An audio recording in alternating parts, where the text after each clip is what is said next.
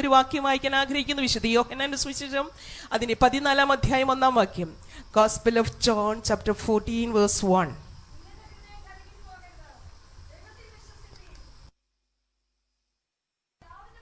മതി. ഹല്ലേലൂയ.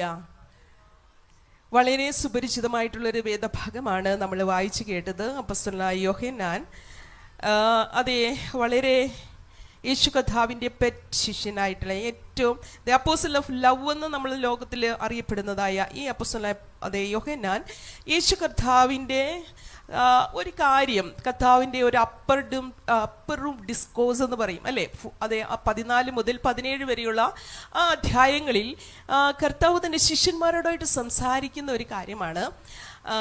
അതിങ്ങനെ പറയുമ്പോൾ നമ്മുടെ മനസ്സിലും ആ ട്രബിളൊക്കെ ഒന്ന് മാറും. Price the Lord. ഹല്ലേലൂയ.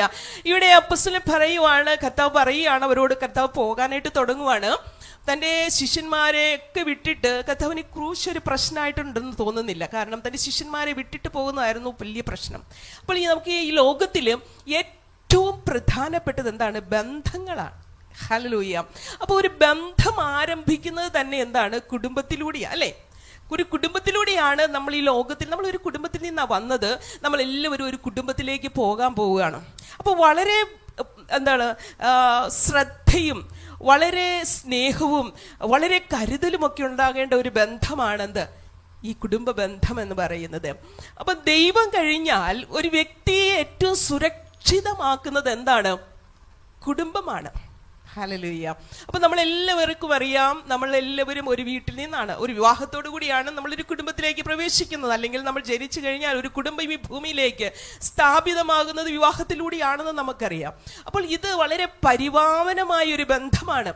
ലോകത്തിലെ ഏത് ബന്ധത്തെക്കാൾ അല്ലേ, ഒരു ഫ്രണ്ട്സ് എന്നൊക്കെ പറഞ്ഞാൽ അതിനൊരു ടീച്ചർ സ്റ്റുഡൻറ് എന്ന് പറഞ്ഞ ഒരു ഔദ്യോഗിക ബന്ധമാണ്, ഒരു പ്രൊഫഷണൽ ബന്ധമാണ്.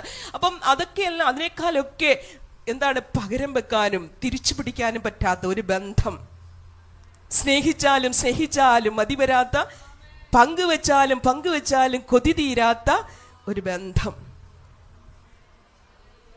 അതുകൊണ്ട് തന്നെയല്ലേ ഇത്ര പ്രായമുള്ള അപ്പച്ചൻ മരിച്ചാലും അമ്മച്ചി കരയും അല്ലേ? എങ്ങനെ പറയുന്നേ? ഇപ്പൊ പോവുകയാണോ എന്ന് ചോദിച്ചാൽ അല്ലേ, 90 വയസ്സ് കഴിഞ്ഞ് 95, ഇപ്പം ആരും അങ്ങനെ കരയുന്നുണ്ടോ എന്നൊരു സംശയമുണ്ട് ചെറുതായിട്ട്. പക്ഷെ അവർ കരയുന്നത് അതാണ്. അപ്പോൾ ഇത് എത്ര, ഞാൻ ചോദിക്കട്ടെ, എത്രമാത്രം പരിക്ക് പറ്റിയവരാ ഇവിടെ ഇരിക്കുന്നവര്? ഇതുവരെ വഴക്കുണ്ടാക്കാത്തവരൊന്ന് കൈപൊക്കിക്കേ. ഫാമിലി ലൈഫിൽ ഇതുവരെ ചിലർ പറയാറുണ്ട്, എന്നെ അച്ഛൻ മോളേന്ന് മാത്രമേ വിളിച്ചിട്ടുള്ളൂ. എനിക്കൊന്ന് ചിന്തിക്കാൻ പറ്റുന്നില്ല. കാരണം ഈ വിവാഹം എന്നൊക്കെ പറയുന്നത് 2 കട്ടിലഴിച്ച് 1 കട്ടിലാക്കുന്ന ഇച്ചിരി പാടല്ലേ? എത്ര നല്ല ആശാരിയാണേലും അഡ്ജസ്റ്റ്മെന്റ് അല്ലെ കുറച്ചൊക്കെ. അപ്പം എപ്പോഴാണ് നമ്മളിങ്ങനെ ഇന്ന് വഴക്കുണ്ടാക്കിയിട്ട് വന്നവരൊന്ന് കൈവക്കിക്കേ. അയ്യോ, നിങ്ങൾ ഓർക്കുമോ എൻ്റെ ദൈവമേ ഇത് ചോദിക്കാനാണോ? ഇന്ന് ആരും വഴക്കുണ്ടാക്കിയില്ല. ഗുഡ്. പക്ഷെ ഞാൻ ഇടയ്ക്കൊക്കെ വഴക്കുണ്ടെങ്കിൽ ഇന്ന് രാവിലെ ഞാൻ എൻ്റെ മനസ്സിൽ ഫൈറ്റ് ഉണ്ടാക്കിയില്ല, പക്ഷേ മനസ്സിലൊരു കോൺഫ്ലിക്റ്റ് ഉണ്ടായിട്ടുണ്ട്.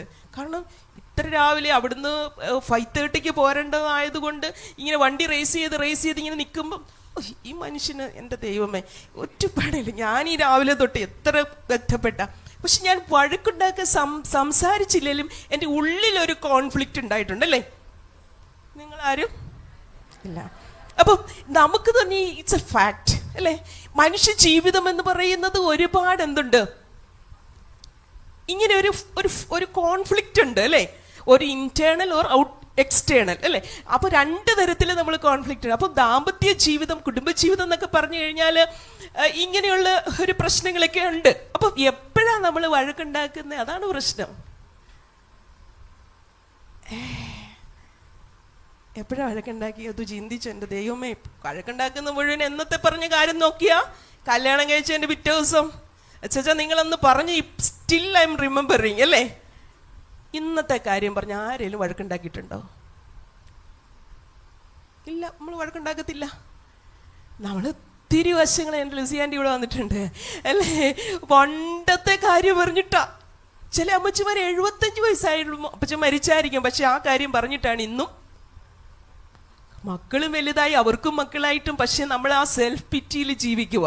അപ്പം നമ്മൾ വഴക്കുണ്ടാക്കുന്ന എപ്പോഴാ? അയ്യോ ഒരു റീസണും ഇല്ല. ഞാൻ തന്നെ പറയാലേ, അൺമെറ്റ് നീഡ്സ് ആണ്. എന്താണ്? സാക്ഷാത്കരിക്കപ്പെടാത്ത, പൂർത്തീകരിക്കപ്പെടാത്ത ആവശ്യങ്ങൾ നിമിത്തമാണ് നമ്മൾ എന്തുണ്ടാക്കുന്നത്? ഞാൻ എന്തിനാ, എൻ്റെ മനസ്സിൽ എന്താ സങ്കടം തോന്നിയ, ദേഷ്യം തോന്നിയ, ഇച്ചിരി സമയം എനിക്ക് തന്നിരുന്നെങ്കിൽ അല്ലേ, ഇച്ചിരൂടെ വീടിനകത്തുനിന്ന് ഇരുന്നാൽ മതി, കാലിങ്ങനെ പെരുത്ത് കയറുക അല്ലേ. എന്താ നമ്മുടെ അൺമെറ്റ് നീഡ്സ്? എപ്പോഴാണോ നമ്മൾ ഫുൾഫിൽമെന്റ് കിട്ടുന്നത് അപ്പം നമ്മൾ ഫ്രീ ആയി അല്ലേ. നമുക്ക് ഹാപ്പിനെസ് ആണ്. ഈ സന്തോഷമില്ലാത്ത ഏറ്റവും കൂടുതൽ മനുഷ്യൻ ആഗ്രഹിക്കുന്ന എന്താണ്? ഹാപ്പിനെസ് ആണ് അല്ലേ, സന്തോഷമാണ്. ഇപ്പാണ് ഈ MDMA അല്ലേ, പിള്ളേരാണെങ്കിൽ ഈ ഒരു രസം കിട്ടാൻ വേണ്ടിയിട്ട്, സുഖം കിട്ടാൻ ഒരു ഭയങ്കരമായിട്ടുള്ളൊരു സുഖമാണിത്, ഒരു സ്പിരിറ്റാണിത്, സ്പിരിറ്റാണ്. അതുകൊണ്ട് MDMAയുടെ പുറകെ പോകുന്നു, ഗഞ്ചാവിൻ്റെ പുറകെ പോകുന്നു, പിള്ളേർ, പെൺപിള്ളേരും ആൺപിള്ളേരും അല്ലേ. അപ്പം നമ്മൾ ഇതിനകത്തൊന്നും പോകുന്നില്ല. കാരണം എന്താ? ഇതൊന്നും എടുക്കാതെ നമുക്കൊരു സുഖമുണ്ട് അല്ലേ, ഒരു കിക്കില്ലേ, ഒരു ലഹരി. കണ്ടിട്ട് ഒരു ലഹരി ഇല്ലാത്ത പോലെയാണ് വചനം പറയുന്നത്. നിന്റെ ഭാര്യ നിന്റെ വീട്ടിനകത്ത് എന്താണ്? ഫലപ്രദമായ മുന്തിരി വള്ളി എന്നാ പറയുന്നത്. അപ്പം ഭാര്യ എന്ന് പറയുന്നത് തന്നെ ഒരു ലഹരിയാ അല്ലേ. വീഞ്ഞു കുടിച്ചാ പിന്നെ എന്നാ ഉണ്ടാകുന്നേ? മുന്തിരിക്കകത്തുനിന്ന് കിട്ടുന്ന എന്താ? അയ്യോ ഒരു രസവും. പിള്ളേർ പറയുന്നേ മമ്മി ഇല്ലെങ്കിൽ ഒരു രസവും ഇല്ലെന്നല്ലേ പറയുന്നേ. അച്ഛൻ എന്താ പറയുന്നത്? ഹസ്ബൻഡ് എന്നാ പറയുന്നത്? ഈ അമ്മയില്ല, ഭർത്താവ് പറയും അവളിപ്പോൾ അവിടെ ഇല്ല, അതുകൊണ്ട് ഞാൻ ഇച്ചിരി കഴിഞ്ഞേ പോകുന്നുള്ളൂ. ആ സാധനം അവിടെ ഉണ്ട്, അതുകൊണ്ട് ഞാനിപ്പോൾ അങ്ങോട്ട് പോകും. അപ്പം നിന്റെ ഭാര്യ നിന്റെ വീട്ടിനകത്തൊരു ലഹരിയാന്ന വചനം പറയുന്നത്. ശരിക്കും കള്ളു കുടിക്കാതെ ഇങ്ങനെ ലഹരി ജീവിക്കാൻ പറ്റുന്ന ഒരു ജീവിതമാണ് നമ്മുടെ ആത്മാവിൻ ജീവിതം, ആനന്ദ ജീവിതം, ഒരു എസ്റ്റസി ആണ്. ഇപ്പൊ മോളി സാലി എന്നൊക്കെ പറയുന്നത് പിള്ളേർക്ക് മനസ്സിലാവും അല്ലേ, അങ്ങനത്തെ പേരിൽ അറിയപ്പെടുന്നത്. മോളി സാലി എന്നൊക്കെയാ പറയുന്നത്, MDMAയ്ക്കും MDAയ്ക്കും ഒക്കെ അല്ലേ. അപ്പൊ അതുകൊണ്ട് അവർ ഇങ്ങനെ എസ്റ്റസി എന്നൊക്കെയാ പറയുന്നത്. നിങ്ങൾക്കാർക്കും മനസ്സിലാകത്തില്ല കേട്ടോ, ചെവി ഓർത്ത് നിന്നാലേ മനസ്സിലാവുള്ളൂ. അപ്പൊ പിള്ളേർ അതിലാണ് നടക്കുന്നേ. അപ്പൊ നമുക്ക് ഇതൊന്നും ഇല്ലാതെ ഇവിടെ നിന്ന് പാടുന്ന കണ്ടില്ലേ, ഈ ലഹരി എന്താന്നാ ഞാൻ ചോദിച്ചത്. ഹല്ലേലൂയ. ധാന്യവും വീഞ്ഞും വർദ്ധിച്ചപ്പോൾ അവർക്കുണ്ടായതിലും അധികം സന്തോഷമാ. സ്തോത്രം. അതല്ലേ 1-ാം നൂറ്റാണ്ടില് അപ്പസ്തലന്മാര് എല്ലാവരും 120 പേരടങ്ങുന്ന സംഘത്തില് ഇങ്ങനെ ഒരു ലഹരി.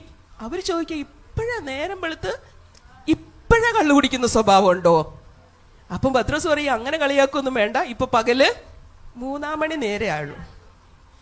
ഈ ബാറിൻ്റെയൊക്കെ ഗേറ്റെ പിടിച്ചിങ്ങനെ കുലുക്കിക്കൊണ്ട് നിൽക്കുന്ന കണ്ടിട്ടുണ്ടോ? നിങ്ങൾ ഓർക്കും എനിക്ക് എങ്ങനെ ഇതറിയാവുന്ന, ഒരു ഡി അഡിക്ഷൻ കൗൺസിലറും കൂടി ആയതുകൊണ്ടാട്ടോ ഇതിങ്ങനെ പറയുന്നത്. അപ്പം അത്രയ്ക്കും കള്ളു കുടിക്കാതെ ലഹരിയെ നിൽക്കാൻ പറ്റുന്ന ഒരു ജീവിതമാണ് നമ്മുടെ ജീവിതം. Yes, hallelujah. എത്ര ഇടി കിട്ടിയിട്ടും, എത്ര തൊഴി കിട്ടിയിട്ടും, എത്ര ആമേൻ ആമേൻ, എത്ര അജിറ്റേറ്റഡ് ആയിട്ടും, എത്രമാത്രം ബ്രോക്കൺ ആയിട്ടും ഇങ്ങനെയൊരു സുഖത്തിൽ, ഇങ്ങനെയൊരു ലഹരിയിൽ ജീവിക്കാൻ പറ്റുക എന്ന് പറയുന്നതാണ് ഈ എംപവർമെന്റ്, ഈ അനോയിന്റിങ്. ഒരു അനോയിന്റഡ്, ഈ പതയുന്ന ഒരു ജീവിതം, ഈ നുരഞ്ഞു പൊങ്ങുന്ന ഒരു ജീവിതം. ഭർത്താവ് മരിച്ചാലും, മക്കളനുസരിച്ചില്ലേലും, ആമേ ജീവിതത്തിൽ ഒരുപാട് സാമ്പത്തിക ക്ലേശം വന്നാലും, ആമേ പ്രവർത്തിച്ചിട്ട് ഒരാത്മാവ് പോലും വന്നില്ലേലും ഇങ്ങനെ കടിച്ചു തൂങ്ങി കിടക്കാൻ, ഇങ്ങനെ പറ്റിപ്പിടിച്ച് കിടക്കാൻ പറ്റുന്ന ഒരു ജീവിതമുണ്ടല്ലോ, അതാണ് ആമേൻ ഈ ഒരു ജീവിതം എന്ന് പറയുന്നത്. ഹല്ലേലൂയ. അതുകൊണ്ടാണ് ഞാൻ പറഞ്ഞത്, ഈ ഒരു ജീവിതം നന്നായിട്ട് ചെയ്താൽ, ഹല്ലേലൂയ, ഏറ്റവും പ്രതിഫലമുള്ളതും എന്നാൽ പാളിപ്പോയാൽ മനസമാധാനം പോകുന്നതുമായ ഒരു ജീവിതം ഇത്. ഹല്ലേലൂയ. അതുകൊണ്ടാണ് ദൈവം പറയുന്നത്, നിങ്ങളുടെ മക്കളുടെ സമാധാനം എന്താണ്? വലുതായിരിക്കും. ഈ ലോകത്തിൽ ഏറ്റവും ബുദ്ധിമുട്ടുള്ള ഒരു ജോലിയാണ് എന്ത്? ഈ മക്കളെ വളർത്തല്. അയ്യോ, പണ്ടത്തെ അമ്മച്ചിമാരെ പറയുന്നത് എന്താ, 10 എണ്ണത്തിനെ വളർത്താനായിട്ട് എന്നായിരുന്നു പാട്, ഇപ്പൊ ഒരെണ്ണത്തിനൊന്ന് തീറ്റ കൊടുക്കാൻ എന്നാ പാട് അല്ലേ. ചിലരൊക്കെ കുട്ടിച്ചാത്താരെ കൊടുത്താ അല്ലേ. ഞങ്ങളുടെ ആ ചർച്ചിൽ ഒരു കൊച്ച് ഇങ്ങനെ, ഞാൻ പലയിടത്തും പറഞ്ഞിട്ടുള്ളതാ, 3 വയസ്സില്ല 2.5 വയസ്സുള്ളു. അപ്പം ഇങ്ങനെ മറിയുമോ, സഭായം നടക്കുന്ന സമയത്ത് അവനിങ്ങനെ മറിഞ്ഞു പോകും. അപ്പം ഞാൻ ചോദിച്ചാൽ മോളോട് ചോദിച്ചാൽ എന്താ മോനെ ഇങ്ങനെ ഈ കൊച്ചിനെ, അതെ എന്താണ് പുലിമുരുകനാന്ന്. എന്താ കുഞ്ഞിന് ചോറ് കൊടുക്കുമ്പോൾ എപ്പോഴും എന്തിനാ കാണിക്കുന്നത്? എനിക്കന്ന് ഈ പുലിമുരുകൻ എന്താന്ന് മനസ്സിലായിട്ടില്ലായിരുന്നു. പിന്നീട് മനസ്സിലായതൊരു സിനിമയാണ്, അതിനകം അത് കാണിച്ചാണ് കൊച്ചിന് ചോറ്. അതുകൊണ്ട് കൊച്ചെന്താണ് പുലിമുരുകനാണെന്ന്. അപ്പൊ 10 ഗുണമാണ് എന്ത് 10 ഗുണം. ഇഴയിൽ അറിയാം നൂലിൻ എന്തറിയാം നൂലിൽ അറിയാം, അല്ലെങ്കിൽ ഇഴയുടെ അടുപ്പം എന്നൊക്കെ പറയത്തില്ല, അങ്ങനെ ഒരു സംഭവം ഉണ്ടല്ലേ. ഹല്ലേലൂയ. അപ്പൊ ഗ്ലാഡീസിനെ കുറിച്ചും മേരിയെ കുറിച്ചും ഒക്കെ പരിശുദ്ധാത്മാവ് നമ്മളോട് സംസാരിച്ച് എന്താണ്? ആമൻ, അനുഗ്രഹിക്കപ്പെട്ട മാതാപിതാക്കൾക്കാണ് അനുഗ്രഹിക്കപ്പെട്ട മക്കൾ ഉണ്ടാകുന്നത്. Hallelujah, hallelujah, hallelujah. ഇന്ന് പകൽക്കാലം ആമേൻ, ഹല്ലേലൂയ, ആമേൻ. ദൈവസന്നിധി നിൽക്കുമ്പം ആമേൻ കണ്ണ് നനയാതെ ഒരു നിമിഷം പോലും ദൈവസന്നിധി നിൽക്കാൻ പറ്റത്തില്ല. ആമേൻ. ഈ യോഹന്നാനെ കുറിച്ചാണ് ഞാൻ പറഞ്ഞുകൊണ്ട് വന്നത്. ഈ ഒരു കുടുംബത്തിന്റെ കാര്യം ഞാൻ പറയുവാണ്. അപ്പം ഈ യോഹന്നാൻ അപ്പോസ്തലനെ ഈ അത്ര സ്നേഹത്തിന്റെ അപ്പോസ്തലനൊന്നും അല്ലായിരുന്നു. ഒരിക്കൽ യേശു കർത്താവും ഈ യോഹന്നാനും കൂടെ ഈ അതേ ഒരു ശമരിയെ കൂടെ പോകുന്ന സമയത്ത് കർത്താവിനോട് ഈ പയ്യൻ പറയുക, അന്ന് 10-16 വയസ്സേ ഉള്ളൂ. യേശു കർത്താവ് ഇവരെ വിളിച്ച പേരെന്താണ്? ഇടിമക്കൾ അല്ലേ, ദ സൺസ് ഓഫ് തണ്ടേഴ്സ്, ബോർഗനോസ് എന്നാണ് വിളിച്ചത്. പെറ്റ് നെയിം ആയിരുന്നു. കാരണം ഇവർ ഇരുന്ന ചില പിള്ളേരെ വീട്ടിൽ ഇരുത്തിച്ച് വരാൻ പറ്റും. ഇവിടെ ഇരിക്കുമ്പോൾ എത്ര മനപ്രയാസമുണ്ട് അല്ലേ, വീട്ടിൽ ഇരുത്തിച്ച് വന്നവർക്ക്. ഇടിയും മിന്നലും പോലെയാ പരിക്ക വീട്ടിൽ ചെല്ലുമ്പം. അത്ര പിള്ളേരായിരുന്നു ഇവർ രണ്ടുപേരും. അപ്പൊ ഒരിക്കലും ഇങ്ങനെ യേശു കർത്താവ് ഇവർ ശിഷ്യന്മാരും ഒക്കെ ആയിട്ട് ഇങ്ങനെ പോകുന്ന സമയത്ത് കർത്താവിനോട് പറയുക, കർത്താവേ ശമരി കൂടിയാ പോകുന്നേ, കർത്താവ് ഇവരെ മുഴുവൻ എന്ത് ചെയ്യണം? നിന്നിൽ വിശ്വസിക്കാത്ത ഈ ആൾക്കാരെ എല്ലാം കൂടി എന്ത് ചെയ്യണം? തീ ഇറക്കണം. അതിനൊരു എക്സാമ്പിൾ വചനമൊക്കെ അറിയാം. അപ്പൊ എക്സാമ്പിൾ വെച്ചാ പറയുന്നത്, നീ അവരെ എന്ത് ചെയ്യണം? തീ ഇറക്കണം. അപ്പത്തേന് കർത്താവ് ചോദിച്ച, മോനെ നിന്റെ ഉള്ളിലുള്ള ആത്മാവേദാ? നമ്മളാണെങ്കിൽ ഉടനെ കയ്യെ പിടിച്ച് ഇറക്കി വിട്ടേനെ. കർത്താവ് പറഞ്ഞു, മോനെ നിന്നുള്ള ആത്മാവിൽ ഏതാന്ന് ചോദിച്ചിട്ട് കത്ത് വളരെ അവൻ അത് സ്നേഹത്തിന്റെ അപ്പോസ്തലനാക്കുമായിരുന്നു. Price the Lord. അപ്പൊ അങ്ങനെ കൊണ്ടുപോയി ഒരു ദിവസം, വേറൊരു ദിവസം ഈ യേശു കർത്താവ് ശിഷ്യന്മാരും കൂടി ഒരു സ്ഥലത്തൂടെ പോകുമ്പോൾ കുറച്ചു പേരെല്ലാം അത്ഭുതം അടയാളം ചെയ്യുക. അപ്പൊ കർത്താവിനോട് പറഞ്ഞു, കർത്താവേ നീ അവരെ എല്ലാം എന്ത് ചെയ്യണം? നിരോധിക്കണം.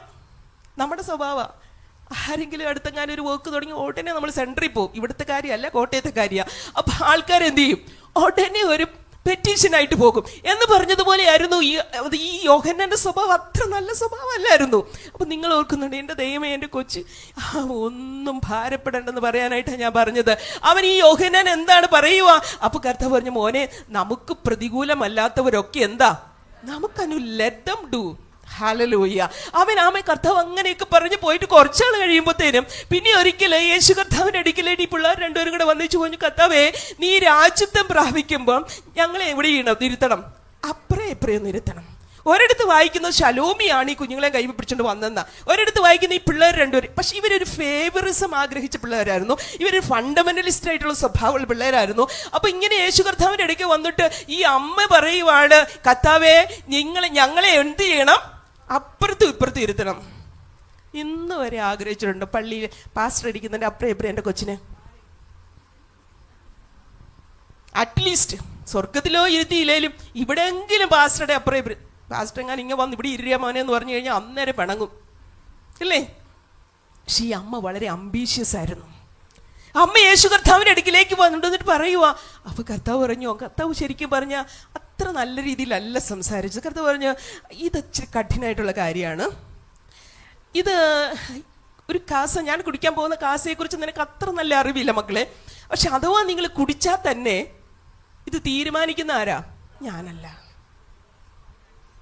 ഞാൻ ചോദിക്കട്ടെ, ഇന്ന് പകൽക്കാലം എത്ര അമ്മമാർ ഒരു അംബീഷ്യസ് ആയിട്ട് അത് എൻ്റെ മക്കളെ എൻ്റെ കർത്താവിൻ്റെ സന്നിധിയിൽ അവൻ കാണുന്നില്ല. ഒരു പക്ഷേ കാറ്റ് കാണുന്നില്ല, മഴയും കാണുന്നില്ല, സാഹചര്യം എതിരാ.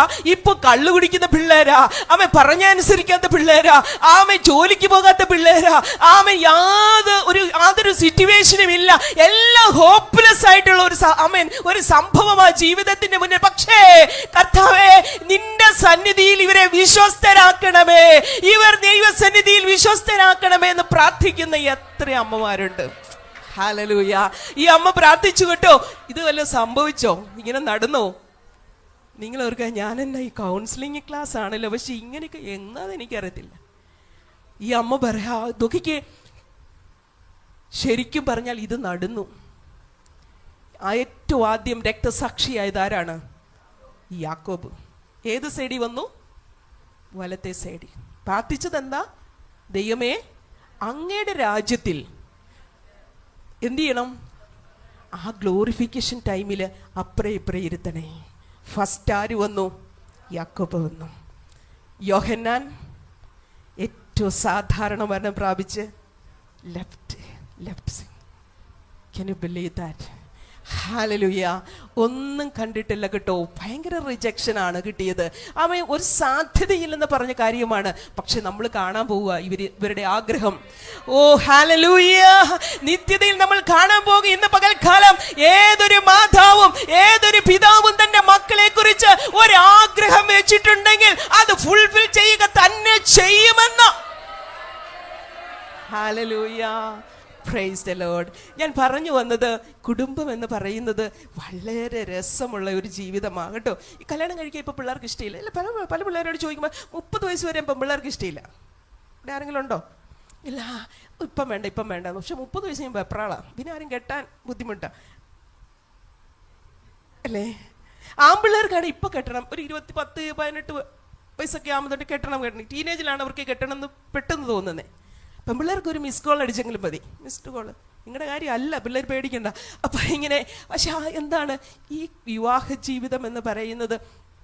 വളരെ വളരെ ബ്യൂട്ടിഫുൾ, വളരെ രസമുള്ളൊരു ജീവിതം. കാരണം നിത്യതയിൽ അവൻ ഒരു മെറ്റാഫർ ആക്കുവാൻ ദൈവം തമ്പുരാൻ ഉപയോഗിച്ചത് എന്താണ്? ഈ ദാമ്പത്യ മാരിറ്റൽ റിലേഷനാണ് അല്ലേ? പൗലോസ് ഒത്തിരി ബന്ധങ്ങളൊക്കെ കണ്ടിട്ടുണ്ട് അല്ലേ? കൂട്ടുകാർ ബന്ധം, ആമേൻ, അത് നിജപുത്രൻ, അങ്ങനെയൊക്കെയുള്ള ബന്ധങ്ങളൊക്കെ കണ്ടിട്ടുണ്ട്. പക്ഷേ അതുമായിട്ട്, അത് ക്രിസ്തുവും സഭയും തമ്മിലുള്ളതായ ആ ബന്ധത്തെ ഒന്ന് ടാലി ചെയ്യുവാനായിട്ട് ആമൻ ആകെപ്പാടെ കണ്ട ബന്ധം എന്താണ്? The marital relationship. അത് പൗലോസ് പറയുന്ന, ഞാൻ നിങ്ങളോട് ഒരു രഹസ്യം പറയാന്ന്.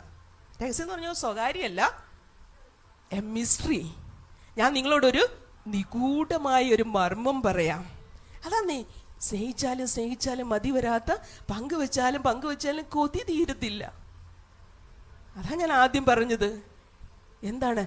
ഇതുപോലെ എത്ര വഴക്ക് കേട്ടാലും പിന്നെയും ചായ കാപ്പി എന്നൊക്കെ പറഞ്ഞോണ്ട് ചെല്ലത്തില്ലേ? എന്താ? അയ്യോ, ഈ മനുഷ്യനെ ഒന്നും ഞാൻ ഉണ്ടാക്കി കൊടുക്കത്തില്ല, സ്വൈര്യം തരികയില്ല എന്ന് പറഞ്ഞാലും പിറ്റേ ദിവസം കണ്ടിട്ടില്ലേ? ചില ആൻറ്റിമാരെ കണ്ടിട്ടില്ലേ? രാത്രി മുഴുവൻ ഇടികൊണ്ടതായിരിക്കും. പിറ്റേ ദിവസം ഏത് ധ്യാനയോഗത്തിൽ പോയാലും കയ്യെ പിടിച്ചോണ്ട് പോവുക. കാരണം എന്താ? എവിടെയോ ഒരു സ്നേഹത്തിന്റെ വൈബ് അല്ലേ? അതാണ് ഈ ക്രിസ്തുവ. സ്നേഹിച്ചാലും കർത്താവിനെ എത്ര പറഞ്ഞാലും പറഞ്ഞാലും തീരാത്ത ഒരു സ്നേഹബന്ധമുണ്ടെങ്കിൽ അത് ക്രിസ്തുവും സഭയും തമ്മിലുള്ള, ക്രിസ്തു സഭയെ സ്നേഹിച്ചതുപോലെ. ഞാൻ ചിലപ്പോൾ ബൈബിളിൽ ഓരോയിടത്തും ഭാര്യയും ഭർത്താവും തമ്മിൽ വഴക്കുണ്ടാക്കിയിട്ട് പിന്നെ എവിടെ നമുക്ക് ഈ വഴക്ക് കിട്ടിയെന്ന് ഞാൻ ചിലപ്പോൾ ചിന്തിക്കാറുണ്ടല്ലേ? അയ്യോ, ആദമാണെങ്കിൽ ഹവ്വ തെറ്റ് ചെയ്തിട്ട് പോലും ചേർത്ത് പിടിച്ചു, ഇവളെന്റെ അസ്ഥിയാണെന്നൊക്കെ പറഞ്ഞതിന് മുമ്പ്, എന്നാലും അന്ന് ഇവള് പോട്ടെ എന്ന് പറഞ്ഞില്ല. ഹോശയോട് ദൈവം പറഞ്ഞത്, ആമേ, നീ അവളെ സ്നേഹിച്ചോണ്ടിരിക്ക അല്ലേ? കാരണം അത് വളരെ ഡീപ്പായിട്ടൊരു റിലേഷൻഷിപ്പാണ്, ഒരു ഡീപ്പായിട്ടുള്ളൊരു ബന്ധമാണ്. ആമേൻ. അതിനു വേണ്ടിയിട്ട് അത് വളരെ പവിത്രമാണ്, പാവനമാണ് എന്ന് നമ്മൾ മനസ്സിലാക്കും. അതുകൊണ്ടാണ് ബൈബിളിൽ തന്നെ നമ്മൾ വായിക്കുമ്പോൾ എന്താണ് പറയുന്നത്? ഉൽപ്പത്തി പുസ്തകത്തിൽ തന്നെ, ദ ബുക്ക് ഓഫ് ജെനസിസ്, എല്ലാത്തിൻ്റെ ആരംഭങ്ങളുടെ പുസ്തകമാണ്. പക്ഷേ അതിൻ്റെ ഒരു 10ാം അധ്യായം കഴിയുമ്പോൾ 11ാം അധ്യായം കൊണ്ട് എല്ലാം ഫിനിഷാക്കി. പിന്നെ 12 മുതൽ 50 അധ്യായം വരെ പറയുന്നത് എന്താണ്? കുടുംബങ്ങളുടെ ചരിത്രമാണ്. ശരിയല്ലേ? കുടുംബങ്ങളുടെ ചരിത്രമാണ്. അയ്യോ, അതിനകത്ത് ചെറിയ മൈന്യൂട്ടായിട്ടുള്ള കാര്യങ്ങൾ വരെ ഇങ്ങനെ ഹൈലൈറ്റ് ചെയ്ത് നിർത്തിയേക്കുക. അപ്പൊ ഇത് എത്രമാത്രം പ്രസക്തമാണ്, ഇത് എത്രമാത്രം എന്താണ് വാല്യൂ ഉള്ളതാണ്. കാരണം ഈ ബന്ധങ്ങൾ എന്ന് പറഞ്ഞാൽ ഈ ബന്ധങ്ങളാകുന്ന പൽചക്രത്തിലേക്ക് സ്നേഹമാകുന്ന എണ്ണ ഇങ്ങനെ ഒഴിച്ചൊഴിച്ച് കൊടുക്കണം. ഹലോ, എന്തെങ്കിലും പരിക്ക് പറ്റാതിരിക്കത്തുള്ളൂ. ചിലര് ബന്ധമുണ്ട്, പൽചക്രമുണ്ട്, പക്ഷെ എണ്ണ ഒഴിക്കില്ല, വെള്ളം ഒഴിച്ച് കൊടുക്കും. അല്ലെങ്കിൽ അപ്പം ഇങ്ങനെ മുറിഞ്ഞുകൊണ്ടിരിക്കും. അല്ലെങ്കിൽ ഇത് എണ്ണ ഒഴിച്ചു കൊടുക്കുമ്പോഴാണ് ഇത് വളരെ സ്മൂത്തായിട്ട് പോകാവുള്ളൂ. അല്ലാതെ നമുക്ക് ഈ 12 മണിക്ക് അല്ലെങ്കിൽ 24 മണിക്കൂറും ചക്കരയും പീരം പോലെ ഇരിക്കുന്ന കീരിയുമ്പോൾ പിള്ളേർക്കറിയാം. പിള്ളേരിപ്പോൾ കെട്ടാത്തതിൻ്റെ കാരണം എന്നാണെന്നറിയാമോ? ഈശോ, ഈ പേരൻസ് സ്നേഹിച്ച് കാണുന്നില്ല. കല്യാണം കഴിച്ചോടെ മിക്കവരുടെ സ്നേഹം പോയി. ലാസ്റ്റ് ഐ ലവ് യു എന്ന് പറഞ്ഞിട്ട് എത്ര ആളായി ഇതൊന്ന് ചോദിക്കട്ടെ? എന്നാ ലാസ്റ്റ് പറഞ്ഞ ഭർത്താവിൻ്റെ കണ്ണീ നോക്കി അല്ലെ ഭാര്യയുടെ കണ്ണീ നോക്കിയിട്ട് സ്റ്റിൽ ഐ ലവ് യു എന്ന് ഓർത്തെടുക്കാൻ ഇച്ചിരി പാടല്ലേ? അത് വല്ല ഇംഗ്ലീഷ് വരും. US നിന്ന് വന്ന സിസ്റ്റർ ചിലപ്പോൾ ഇടയ്ക്കിടയ്ക്ക് അവർ പറയുമായിരിക്കും, അല്ലെ UK നിന്ന് വന്ന ജൈനി സിസ്റ്റർ, എന്നാലും പറയുന്നില്ലായിരിക്കും ഇടയ്ക്ക്, ജോലി തിരക്ക് കൊണ്ടാ. പക്ഷെ ഇന്ന് പോയിട്ടൊന്ന് പറയണം കേട്ടോ, ഇന്ന് പോയിട്ടൊന്ന് പറയുമോ? ഈ സ്നേഹത്തിന് മാരിഡ് ലൈഫ് ഇങ്ങനെ ഊഷ്മളമാക്കി നല്ല നനവുള്ളതാക്കി നിർത്തുന്നത് എന്താണെന്നറിയോ? ഈ സ്നേഹമാ. നമുക്ക് ഏറ്റവും തിരിച്ചറിയുന്നത് എന്താണെന്നറിയോ? ഞാനിപ്പോൾ ഇവിടെ നിൽക്കുമ്പം നിങ്ങൾക്ക് എന്നെ പെട്ടെന്ന് റീഡ് ചെയ്യാൻ പറ്റുന്ന എന്താണെന്നറിയാവോ? അല്ലെ ഒരു മനുഷ്യനെ പെട്ടെന്ന് നമുക്ക് മനസ്സിലാക്കാൻ പറ്റുന്നത് അവരുടെ ഏത് കാര്യമായിരിക്കും? സ്നേഹക്കുറവാ അല്ലേ? ആണോ? അല്ലേ? അയ്യോ അതാ സഭയിൽ പോയി കഴിയുമ്പോൾ പറയുന്നത് എന്താ? ചർച്ചയിൽ പോയപ്പോൾ പണ്ടത്തെ സ്നേഹമൊന്നും ഇല്ലല്ലോ അല്ലേ? വേറെ പോലും പറയാറുണ്ടോ? നമുക്ക് പെട്ടെന്ന് മനസ്സിലാകും. അതല്ലേ കർത്താവ് പോലും പത്രോസ് പറഞ്ഞതാണ് ഞാൻ കൂടെ മരിക്കാമെന്ന് അല്ലേ? യോ കർത്താവേ നീ ചാകല്ലേ, ഞാൻ മരിക്കാന്ന് പറഞ്ഞ ആള് പത്രോസ് തള്ളി പറഞ്ഞ കർത്താവ് ചോദിക്കുക, മോനെ നിനക്ക് ഇപ്പം പണ്ടത്തെ സ്നേഹമുണ്ടോ? അപ്പൊ സ്നേഹമാണ് നമുക്ക് പെട്ടെന്ന്, സ്നേഹരാഹിത്യം കൊണ്ടാണ് 57% സ്ത്രീകൾക്ക്, അച്ഛന്മാരോടും പാസ്റ്റർമാരോടും ഒക്കെ പറയുന്നത് കേട്ടോ, ഈ സ്ത്രീകൾക്കുണ്ടാകുന്ന 57% രോഗങ്ങൾക്കും കാരണം എന്താണ്? സ്നേഹരാഹിത്യം. ഞാൻ പറഞ്ഞതല്ല, ഗ്ലേസർ എന്ന് പറയുന്ന സൈക്കോളജിസ്റ്റ് പറഞ്ഞതാ കേട്ടോ, അദ്ദേഹമാ പറഞ്ഞത്. അപ്പൊ സ്നേഹം കിട്ടാത്തതിന്റെ പേരിലും അംഗീകാരം കിട്ടാത്തതിന്റെ പേരിലുമാണ് എന്ത് സംഭവിക്കുന്നത്? ഈ വഴക്ക് മുഴുവൻ നടക്കുന്നത്. അത് കുഴിയിലോട്ട് കാലും നീട്ടിയിരിക്കുന്ന അപ്പച്ചനും അമ്മച്ചിക്കും ഒക്കെ ഇത് ആവശ്യമാണ്. ജനിക്കുന്ന കുഞ്ഞ് മുതൽ മരിക്കുന്ന ആൾക്ക് വരെയും ഏറ്റവും എപ്പോഴും ചിക്കൻ 65 കിട്ടണം എന്നല്ല ആഗ്രഹിക്കുന്നേ. പ്രത്യേകിച്ച് സ്ത്രീകൾക്ക് ആവശ്യമുള്ളതാണ് ഒരു അഫെക്ഷനേറ്റ് ലവ് അല്ലേ? ആണോ? ഈ സാധാരണ ഒരു സ്ത്രീ ഒരു ദിവസം 12 മൈൽ നടക്കുന്നെന്നാണ് പറയുന്നത്. 12 മൈലേ. അപ്പോൾ ഒരു പ്രൊഫഷണൽ ആയിട്ടുള്ള ഒരു ജോലിയുള്ള ഒരു സ്ത്രീ ആണെങ്കിലോ ജോലിമോളെ അതിനേക്കാൾ കൂടുതൽ നടക്കും. എല്ലാം മുട്ടുവേദന ഇല്ലാത്തവരൊന്ന് കൈപൊക്കിക്കേ, കാലുവേദന ഇല്ലാത്തവർ, ഒരു മിഡിലേജ് വന്ന ആളുകൾക്ക് എല്ലാവർക്കും ഉള്ള പ്രശ്നം എന്താ? വല്ലവരും അറിയുന്നുണ്ട് ഈ 12 മൈൽ രാവിലെ നടക്കുന്നുണ്ടെന്ന്? ഒരു പണിക്കും പോകാത്തവരാ. അപ്പൊ ഞാൻ 12 മൈൽ നടക്കുന്നുണ്ട്. പക്ഷേ അവരോട് പറയുവാ, നീ ഇത്ര നേരം എന്നടുക്ക് വരുന്നടി എന്ന് ചോദിച്ചാൽ പിന്നെ തീർന്ന്. അതേസമയം അയ്യോ നിനക്ക് ഇത്രയും ചെയ്യാൻ പറ്റിയ ഒരു സോഫ്റ്റ് ടച്ച് മതി, ഒരു ലവ് വേർഡ് മതി കേട്ടോ, 24 മണി ജിൽ ജില്ലെന്ന് നിൽക്കും. അങ്ങനെ നിൽക്കുന്നവരാ, നിങ്ങളെ കാണുമ്പോൾ അറിയാം അല്ലേ? ഈ എംപവർമെന്റ് എന്ന് പറയുന്നത് ഈ ബാലൻസ്ഡ് ക്രിസ്ത്യൻ ലൈഫാണ് വേണ്ടിയത്. അല്ലാതെ ഒരു ഭാഗം ഒരു ഉയർന്നു നിൽക്കും, മറ്റേ ഭാഗം താന്നിരിക്കും. ചിലർ പറയുന്നത് ഞങ്ങൾക്കൊരു അഡിക്ഷനും ഇല്ലെന്ന് പറഞ്ഞു. പല സഹോദരിമാരും ഭയങ്കര അഡിക്റ്റഡാണ്. ചിലർ MDMA അല്ലെങ്കിൽ ആൽക്കഹോളോ ഡ്രഗൊക്കെയാണ്, ഇങ്ങനെയുള്ള സംഭവങ്ങളൊക്കെയാണ് അഡിക്ഷനെ കുറിച്ച് പറയുന്നത്. ചില ആളുകൾക്ക് സീരിയലൊരു അഡിക്ഷൻ ഇല്ലേ? സീരിയലിൻ്റെ പാട്ട്, നിങ്ങളാരുമല്ല, ഞങ്ങൾ കോട്ടയത്തുള്ള ആൾക്കാർ പറഞ്ഞേക്കല്ലേ. അപ്പം എന്താണ് അതിന് പാട്ട് കേൾക്കുമ്പോൾ എന്താണ് എല്ലാ പണി ഇട്ടേച്ച് പോകും. അല്ലെ ചില പിള്ളേരെന്ത് എത്ര അസൈൻമെന്റ് ചെയ്യാനുണ്ടെങ്കിൽ എത്ര പ്രൊജക്റ്റ് വർക്ക് ചെയ്യാനുണ്ടെങ്കിൽ ഈ പാട്ട് കേൾക്കുമ്പോൾ റെസ്ലിംഗ്, പണ്ട് പിള്ളേർക്ക് റെസ്ലിംഗ്, ഇപ്പം അതൊന്നും ഇല്ല. ഓക്കെ, അപ്പം ഞാൻ പിള്ളേരോട് മാതാപിതാക്കളോട് പറയാറുണ്ട്, റെസ്ലിംഗ് ഒന്നും പിള്ളേരെ കാണിക്കല്, ഭാവിയിൽ ഭാര്യനെ എടുത്തിട്ട് ഇടിക്കും. കാരണം എത്ര ഇടി കൊടുത്താലും മതിവരെയായില്ലേ ഇത് കണ്ടു കഴിഞ്ഞാൽ. അതുകൊണ്ട് അതൊന്നും കാണിച്ചേക്കല്ലേ. ചില അമ്മമാർക്ക് എന്നാണെന്നറിയാമോ, ഉപവാസ പ്രാർത്ഥന ഒരു അഡിക്ഷനാണ്. വീട്ടിൽ ഒരു പണിയും ചെയ്യല, നേരം വെളുക്കുമ്പോൾ അങ്ങ് ഇറങ്ങും. എന്തേ അതും ഒരു അഡിക്ഷനാ. അപ്പം എന്താ ഈ uncontrollable dependence on anything is an addiction അല്ലേ? അനിയന്ത്രിതമായിട്ടുള്ള ഒരു ആശ്രിതത്വ മനോഭാവം ഉണ്ടെങ്കിൽ അതിനെ എന്താ പറയുന്നത്? അഡിക്ഷൻ എന്നാ പറയുന്നത്. അപ്പം പൗലോസ് പറയുന്നുണ്ട്, എനിക്കെല്ലാം വേണം, പക്ഷെ ഞാൻ ഒന്നിനും എന്ത് ചെയ്തിട്ടില്ല, അടിമപ്പെട്ടിട്ടില്ല. അപ്പം നമ്മൾ ഏറ്റവും കൂടുതൽ മനസ്സിലാക്കേണ്ടത് ദാമ്പത്യ ജീവിതം എന്ന് പറയുന്ന ഒരു രഹസ്യമാണെന്നാ, അതൊരു ദൈവവിളിയാ. അതൊരു ദൈവവിളിയാണെന്ന് ഇന്ന് പകൽക്കാലം ഇന്ന് പകൽക്കാലമല്ല, പണ്ടേ അറിഞ്ഞത്, അല്ലേ പിടിച്ച് നിൽക്കുകയല്ലായിരുന്നല്ലോ. അപ്പൊ ബൈബിൾ പ്രത്യേകിച്ച് പറയുവാണ്, ദാമ്പത്യ ജീവിതം എന്താണ്? ഒരു ദൈവവിളിയാ. സുവിശേഷ വേലയ്ക്ക് വിളിക്കുന്ന പോലെ, ഏതൊരു പ്രൊഫഷന് വിളിക്കുന്നത് പോലെയും ഒരു വിളിയാണെന്ത്? ദാമ്പത്യ ജീവിതം, കുടുംബജീവിതം. അതുകൊണ്ടല്ലേ പൗലോസ് പറയുന്നത് അമ്മയപ്പന്മാരെ, മക്കളെ, ഭാര്യമാരെ, ഭർത്താക്കന്മാരെ എന്ന് വിളിച്ചുകൊണ്ടാണ് അഭിസംബോധന ചെയ്യുന്നത്. അപ്പോൾ ഇതൊരു വിളിയായിട്ട് തെരഞ്ഞെടുത്താൽ മാത്രമേ നമുക്ക് ജീവിച്ച് മുന്നോട്ട് പോകാൻ പറ്റത്തുള്ളൂ. അപ്പം ഞാൻ പറഞ്ഞു വന്നത്, കുടുംബജീവിതത്തിലേക്ക് നമ്മൾ പ്രവേശിക്കുമ്പോൾ ഒരുപാട് ഒരുപാട് ഒരുപാട് ഒരുപാട് കാരണം. ചില ആളുകൾ ഭർത്താവിന് വേണ്ടി മാത്രം ജീവിക്കും, ചിലർ ഭാര്യയ്ക്ക് വേണ്ടി മാത്രം ജീവിക്കും. അപ്പോൾ ഈ ഇൻറ്റിമസി, ഈ ഉറ്റബന്ധം, ആത്മമിത്രം എന്നൊക്കെ പറയത്തില്ലേ, ഈ ഒരു പെർമനന്റ് റിലേഷൻഷിപ്പ് ആണല്ലോ അല്ലേ, ഈ ഭൂമിയിലുള്ള ഒരു പെർമനന്റ് റിലേഷൻഷിപ്പാണ് ഇത്, ഈ ഒരു ബന്ധം. അപ്പം ഇത് ഒരു എന്താ പറയാ, ഫെവിക്കോൾ വെച്ച് ഒട്ടിച്ചതുപോലെ, ഒരു പേപ്പർ ഫെവിക്കോൾ വെച്ച് ഒട്ടിച്ചിട്ട് പിന്നെ കീറാൻ നോക്കിക്കഴിഞ്ഞാൽ രണ്ടും കീറും അല്ലേ.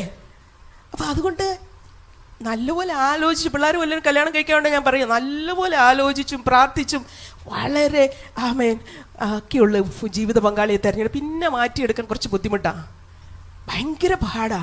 അതുകൊണ്ട് ബാച്ചി പഠിച്ചതും ഇപ്പോഴത്തെ പിള്ളേരെ കണ്ടിട്ടില്ലേ, പണ്ട് ചില അമ്മച്ചിമാരൊക്കെ എങ്ങനെ വിളിച്ചോണ്ടിരുന്നത്, അപ്പച്ചന്മാരെ എങ്ങനെ വിളിച്ചോണ്ടിരുന്നേ, എങ്ങനെ വിളിച്ചോണ്ടിരുന്നത്?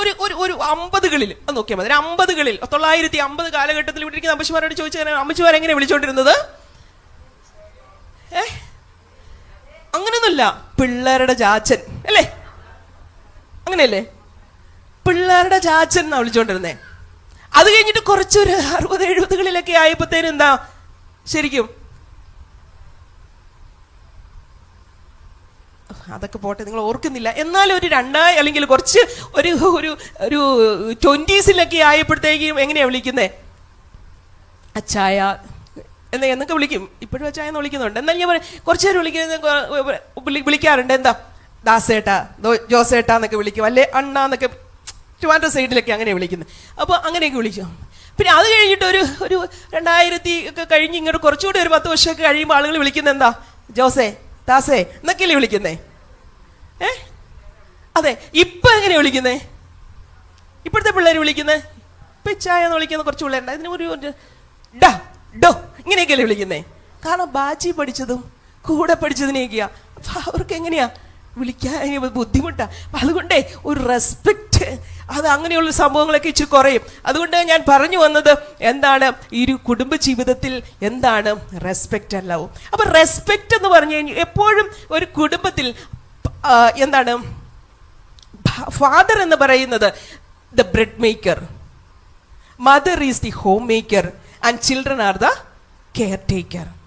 അപ്പൊ അതുകൊണ്ട് ഇങ്ങനെ ഈ സ്നേഹത്തിന്റെ പള്ളിക്കൂടാണ് എന്ത്, കുടുംബം എന്ന് പറയുന്നത്. ഈ ശരിക്കും ഈ വാല്യൂസ് ഒക്കെ ഇമ്പാർട്ട് ചെയ്യുന്നത് ഇതിലൂടെയാണ്, കുടുംബത്തിലൂടെയാ. അപ്പം ഈ അപ്പം കൊണ്ടുവരുന്നവൻ, അപ്പം ഉണ്ടാക്കുന്നവനാണ് അപ്പനെന്ന്, അങ്ങനെ മലയാളത്തിൽ വേണം നമുക്ക് പറയാം. പക്ഷെ പണ്ട് റേഷൻ കാർഡിൽ എങ്ങനെയായിരുന്നു എഴുതിയിരുന്നത്, സ്ത്രീകളെ കുറിച്ച് എങ്ങനെ എഴുതിയിരുന്നത് ഓർക്കുന്നില്ല. പഴയ റേഷൻ കാർഡ് എടുത്ത് വീട്ടിൽ പോയി നോക്കണം, ഗ്രഹഭരണം കേട്ടോ. പക്ഷെ ഇന്ന് എങ്ങനെ എഴുതിയേക്കുന്നത്, ഹോം മേക്കർ എന്നാ ഇംഗ്ലീഷിൽ എഴുതിയിരിക്കുന്നത് അല്ലേ, ഹോം മേക്കർ. നിങ്ങൾ റേഷൻ കാർഡ് എടുത്ത് നോക്കണം. അപ്പൊ നമ്മുടെ സർക്കാരിന് പോലും ബോധം വെച്ചു. പക്ഷെ നമ്മളിപ്പോഴും പണ്ടത്തെ ഭരണം അല്ലേ, അത് ചില സഹോദരിമാർ ചോദിക്കണം, ഇയാൾ എന്നത്തിന് എന്നെ ഇത്ര ഭരിക്കുന്നേ, ഞാനല്ലേ തൊഴിലുറപ്പിന്, നിങ്ങളാരും അല്ല, എങ്കിലും പോയി ഇച്ചിരി 10 പൈസ എന്നെ അയാളെക്കാളും കൂടുതൽ കാശും കൊണ്ട് ഞാനല്ലേ വരുന്നതെന്നൊക്കെ ചിന്തിക്കുന്ന ആളുകളുണ്ട്. പക്ഷേ ബൈബിൾ പറയുന്നത് രണ്ടുപേരെയും തുല്യരായിട്ടാണ് സൃഷ്ടിച്ചത് അല്ലേ, അവർ ഇരുവരും തുല്യരായിരുന്നു. ഈ സ്ത്രീ എന്ന് പറയുന്നതിനുണ്ടല്ലോ, ദ വുമൺഹുഡ് എന്ന് പറയുന്ന ഒരു പദവിയാണ്, ഒരു ഭയങ്കരമായിട്ട് വളരെ ഡെലിക്കേറ്റ് ആയിട്ട് ദൈവം അതിനെ യേസർ എന്ന് പറയുന്നൊരു വാക്ക് ഹെബ്രായ ഭാഷയിൽ ഉപയോഗിച്ചിരിക്കുന്നത്, ദൈവസഹായം. അങ്ങനെ 21 പ്രാവശ്യം ബൈബിൾ ഉപയോഗിച്ചിട്ടുള്ളൂ. അത് സ്ത്രീയുടെ വുമൺഹുഡ് എന്നുള്ള ആ ഒരു പോയിന്റിലും ഹെൽപ്പർ എന്നുള്ളതിന് ഈ ഒരു വാക്കാണ് ഉപയോഗിച്ചിരിക്കുന്നത്. അപ്പൊ ദൈവത്തിന്റെ സ്വന്തം ഇമേജായിട്ട് ദൈവം സൃഷ്ടിച്ചതാണ് ആരെ, സ്ത്രീയെ. പക്ഷെ പാപം ചെയ്തപ്പോൾ ദൈവം എന്തു പറഞ്ഞു, അവൻ നിന്നെ ഭരിക്കും.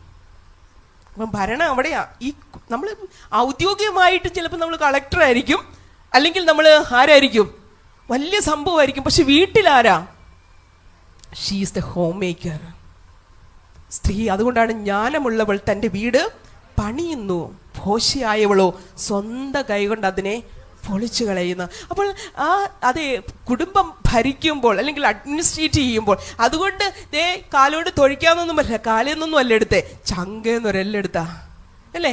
ഇന്ന് വീട്ടിൽ ചെന്ന് പറയണം, അച്ചായനോട് പറയണം, അച്ചായ നിങ്ങൾക്കറിയാമോ, ഞാനാ നിങ്ങളുടെ ചങ്ക് കേട്ടോ.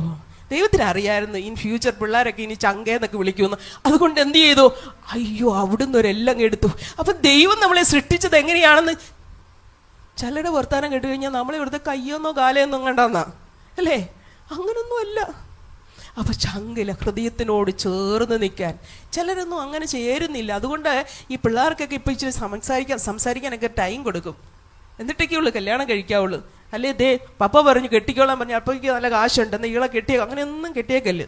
വളരെ വളരെ സൂക്ഷ്മമായി പ്രാർത്ഥിച്ചും ആമേൻ ചിന്തിച്ചും ആമേൻ മനസ്സിലാക്കിയും ഒക്കെ വേണം ആമേൻ ജീവിത പങ്കാളി ആമേൻ ഹല്ലേലൂയ.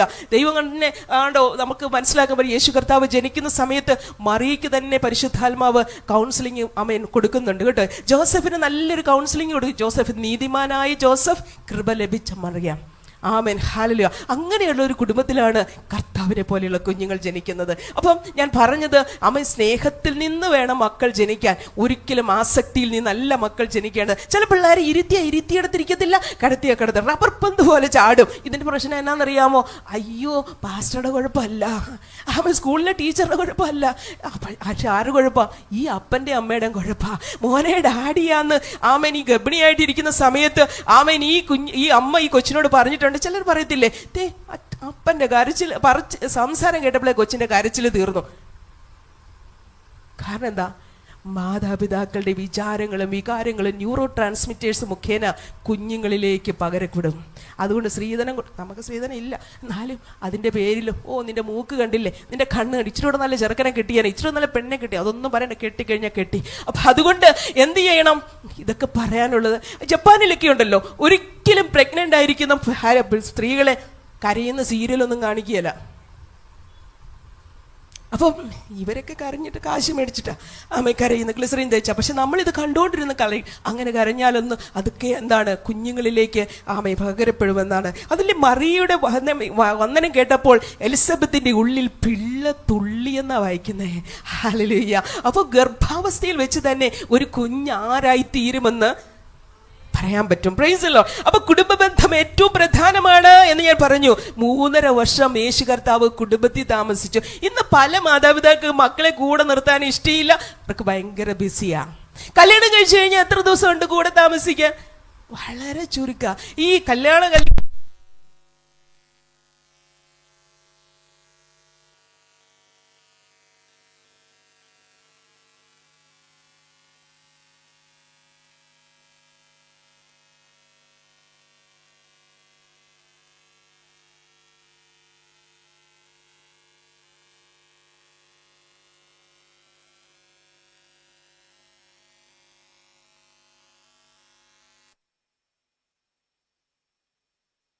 ുന്നത് ഈ 50-50. അപ്പൊ ഇത് രണ്ടും ഓക്കെ ആണെങ്കിൽ എത്ര നല്ല പിള്ളേരെ വളർത്തിയെടുക്കാൻ പറ്റും. അതുകൊണ്ടാണ് കർത്താവ് പറയുന്നത്, കുഞ്ഞുങ്ങളെ എൻ്റെ അടുക്കെ കൊണ്ടുപോവാ. അപ്പസ്തലന്മാര് ശിശുമാരൊക്കെ ഇങ്ങനെ മാറ്റി നിർത്തി, പിള്ളേരെ കൊണ്ട് ഇപ്പോഴാണ് വരാൻ സമയം. ചില പിള്ളേരെ പണ്ടൊക്കെ എങ്ങനെയായിരുന്നു, ചർച്ചിൽ പിള്ളേരെ നിർത്തും പ്രാർത്ഥിക്കാൻ അല്ലേ. ഇപ്പം ആരും കൊണ്ടുവരാറില്ല, ഇപ്പം ധൃതി വെച്ച് പോവുക. പണ്ടൊക്കെ കുഞ്ഞുങ്ങളെയും കൊണ്ട് പലരും പ്രാർത്ഥിച്ചിട്ട് പോയാലും പാസ്റ്റർമാരുടെ അടുക്ക നിർത്തും, കൊച്ചുങ്ങളെ ഒന്ന് തലയിലോട്ടൊന്ന് കൈവെക്കാൻ. ഇതിപ്പോൾ എല്ലാം പ്രശ്നം ഉണ്ടായാലേ ഉള്ളൂ. ആരും അറിയാതിരുന്നാൽ മതി. സഭയിലെ പാസ്റ്റർ അറിയരുത്, വിശ്വാസികൾ അറിയരുത്, ആരും. അങ്ങനെയല്ല. ആർക്കാ പ്രശ്നമില്ലാത്ത? പ്രശ്നം has a problem. Child is not a problem. നമുക്ക് പ്രശ്നമില്ലേ? പ്രശ്നമില്ലാത്ത അവസാനം വരെ പ്രശ്നത്തിലൂടെയാണ് നമ്മുടെ ജീവിതം മുന്നോട്ട് പോകുന്നത്. അപ്പം ഞാൻ പറഞ്ഞത് എന്താണ്? ഒരു ഹണിമൂൺ പീരീഡ് ഉണ്ട്, രണ്ടാമത്തെ ഒരു സ്ട്രഗ്ലിംഗ് പീരീഡ് ഉണ്ട് കേട്ടോ. ഒരു സ്ട്രഗ്ലിംഗ് പീരീഡ് എന്ന് പറയുന്ന ഒരു ക്രൈസിസ് പീരീഡ്, അത് വളരെ നീണ്ടതാ. ആ 3 മാസം മുതൽ ഒരു 10-55 വയസ്സ് വരെ എന്താണ്? കഷ്ടപ്പാടാ. അവിടെയാണ് ഒരുപാട് പ്രശ്നമുള്ളത്, അവിടെയാണ് രോഗമുള്ളത്, അവിടെയാണ് സാമ്പത്തിക ബുദ്ധിമുട്ടുള്ളത്, അവിടെയാണ് സമ്മർദ്ദമുള്ളത്, അവിടെയാണ് എന്താണ് നിരാശയുള്ളത്, അവിടെയാണ് ഒരുപാട് കുറ്റപ്പെടുത്തലുകളുള്ളത്, അവിടെയാണ് ഒരുപാട് അധ്വാനമുള്ളത്. It's A reality. എന്നാ വരാനിരുന്ന നേരത്തെ ദൈവമേ എത്ര നല്ല നല്ല കല്യാണാലോചന വന്നതാ, ഇതാണോ എൻ്റെ തലയിലോട്ട്? അങ്ങനെ പറയാൻ സാധ്യതയുള്ള ഒരു പ്രായമാണ്, ഒരു ഏജാണ് ഈ ഒരു കാലഘട്ടം. It's A reality. പ്രത്യേകിച്ച് ഒരു മിഡിൽ ഏജ് എന്നൊക്കെ പറയുന്നത് നമുക്ക് ഒരുപാട് പ്രശ്നങ്ങളാണ്. പക്ഷെ നിങ്ങളൊന്ന് ഓർത്ത് നോക്കിക്കേ, നിങ്ങൾ ഏറ്റവും നല്ലൊരു സ്തോത്രം പറഞ്ഞത്, ഏറ്റവും നല്ലൊരു ഹല്ലേലൂയ പറഞ്ഞത് എപ്പോഴാ? ഏറ്റവും ക്രൈസിസിൽ കൂടെ പോയ സമയത്തല്ലേ സിസിയാൻഡിയോട് ചോദിച്ചു ഏറ്റവും നല്ലൊരു മെസ്സേജും സിയാൻഡി പറഞ്ഞത് എന്നാ സിയാൻഡിയുടെ ഈ ജീവിതത്തിൽ ഏറ്റവും ക്രൈസിസിൽ കൂടെ പോലെ ആ ഭവിഷ്യാനോട് ചോദിച്ചാൽ ഭവിഷ്യ പറയും, അല്ലെങ്കിൽ നമ്മളോട് ഓരോരുത്തരോട് ചോദിച്ചാൽ പറയും, അമ്മച്ചിമാരോട് ചോദിച്ചാൽ പറയും. അവർക്ക് ഒരു ഹല്ലേലൂയ പറഞ്ഞത് എപ്പോഴാണെന്ന് അറിയാമോ? നമ്മുടെ ജീവിതത്തിന്റെ ഏറ്റവും ബുദ്ധിമുട്ടിലൂടെ അവൻ ഏറ്റവും പ്രതിസന്ധിയിലൂടെ പോയ സമയത്ത് ഉണ്ടാക്കിയൊരു മെസ്സേജാ ഒരുപാട് എഫക്റ്റീവ് ആയത് കേട്ടോ. അപ്പം ദൈവത്തിന്റെ ബൈബിൾ സ്കൂളാണ് നമ്മുടെ കഷ്ടം. അത് BTH എടുക്കണമെന്നോ അത് MD എടുക്കണമെന്നോ അത് BD എടുക്കണമെന്നോ അല്ല, ദൈവത്തിന്റെ ബൈബിൾ സ്കൂളാണ് നമ്മുടെ കഷ്ടത.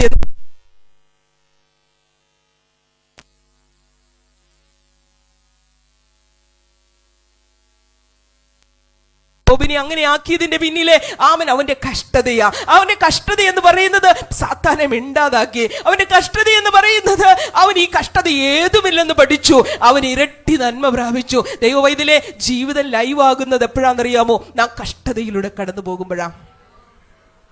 ഒരു കുന്നു വേദനകൾ എല്ലാവർക്കുമുണ്ട്. ഒരുപാട് വേദനകൾ വരുമ്പോൾ നമ്മൾ ഈ കുരിശിലോട്ടൊന്ന് നോക്കണം. ഈ കുരിശെന്ന് പറയുന്ന 4 നിഴലുണ്ട് കേട്ടോ. ഈ ആഴ്ച എന്ന് പറയുന്ന ഒരു പാസ്ഓവർ വീക്കാ. കർത്താവിന്റെ കഷ്ടപ്പാടുകൾ ഈ കുടുംബജീവിതത്തിലാണ് യഥാർത്ഥ ബലി നടക്കുന്നത് കേട്ടോ. കുടുംബജീവിതത്തിൽ യഥാർത്ഥ ദൈവം തന്നതായ ഈ കരിവസ്ത്രം, ഇപ്പം ആർക്കും കരിവസ്ത്രം ഇല്ല, ഗ്യാസ് എടുപ്പാ, എന്നാലും പറയുക ഇത് തിരുവസ്ത്രമാണെന്ന് നമ്മൾ തിരിച്ചറിയണം കേട്ടോ. ദൈവം നമ്മെ ഉടുപ്പിച്ചിരിക്കുന്ന ഈ വസ്ത്രമുണ്ടല്ലോ, അത് ദൈവം നമുക്ക് തന്നതായ തിരുവസ്ത്രമാ. എല്ലാ ജീവിതത്തിലും ഉണ്ട് ഈ ക്രൈസിസ്. കർത്താവിനും ഉണ്ടായിരുന്നല്ലോ അവന്റെ ഗത്സമന. 3.5 വർഷം കർത്താവിന് എത്ര സന്തോഷമായിരുന്നു. എല്ലാവരും പറഞ്ഞു is an amazing person, hallelujah. ഇവൻ ആരാണെന്ന് ഒരുപാട് പേര് അവൻ അതിശയിച്ചു. പക്ഷേ അവന്റെ ഗത്സമന അവന് പിടിച്ചു നിൽക്കാൻ പറ്റത്തില്ലായിരുന്നു. ഹല്ലേലൂയ. ദ ഓയിൽ പ്രസ്, വളരെ സ്ക്യൂസ് ചെയ്യുന്ന, വളരെ ഒതുക്കുന്ന, ശിഷ്യന്മാർ പോലും കൂടെ നിൽക്കാൻ ആഗ്രഹിക്കാത്ത ഒരു സമയം കർത്താവ് പറഞ്ഞു, മക്കളെ നിങ്ങൾക്ക് ഇച്ചിരി നേരം എൻ്റെ കൂടെ നിൽക്കാമോ? ശകലം നേരം എൻ്റെ കൂടെ. ഒരുപക്ഷെ നിങ്ങളുടെ ജീവിത പങ്കാളി നിങ്ങളുടെ കൂടെ പ്രാർത്ഥിക്കാൻ പോലും ഇല്ലാത്ത അവസ്ഥയായിരിക്കാം ഈ ക്രൈസിസ് പീരീഡ് എന്ന് പറയുന്നത്. ഒരുപക്ഷെ മക്കൾ കൂടെ ഇല്ലാത്ത അവസ്ഥയായിരിക്കാം. കർത്താവ് പറഞ്ഞു, മക്കളെ പിന്നെ കർത്താവ് പോയി പ്രാർത്ഥിച്ചിട്ട് പിന്നെയും അവൻ കുടിക്കാൻ പോകുന്ന കാസ അതികഠിനമെന്ന് അറിഞ്ഞുകൊണ്ട് ഹല്ലേലൂയ തന്നെ വിട്ടുപോകുന്ന ശിഷ്യന്മാരെ ഓർത്തപ്പോൾ താൻ ഒരുപാട് കരഞ്ഞു കാണും. പിന്നെയും ചെന്ന് കുറച്ചുകൂടെ ചെന്നിട്ട് ചോദിച്ചു, അതേ പത്രോസേ, യോഹന്നാനെ, യാക്കോബേ, നിങ്ങൾക്ക് ഇച്ചിരി നേരം കൂടെ എൻ്റെ കൂടെ ഇരിക്കാമോ? അപ്പോൾ കർത്താവ് നോക്കിയപ്പോൾ അവരുടെ കണ്ണിന് ഭാരം തൂങ്ങി കേട്ടോ. അതുകൊണ്ട് അവർ ഉറങ്ങുകയായിരുന്നു.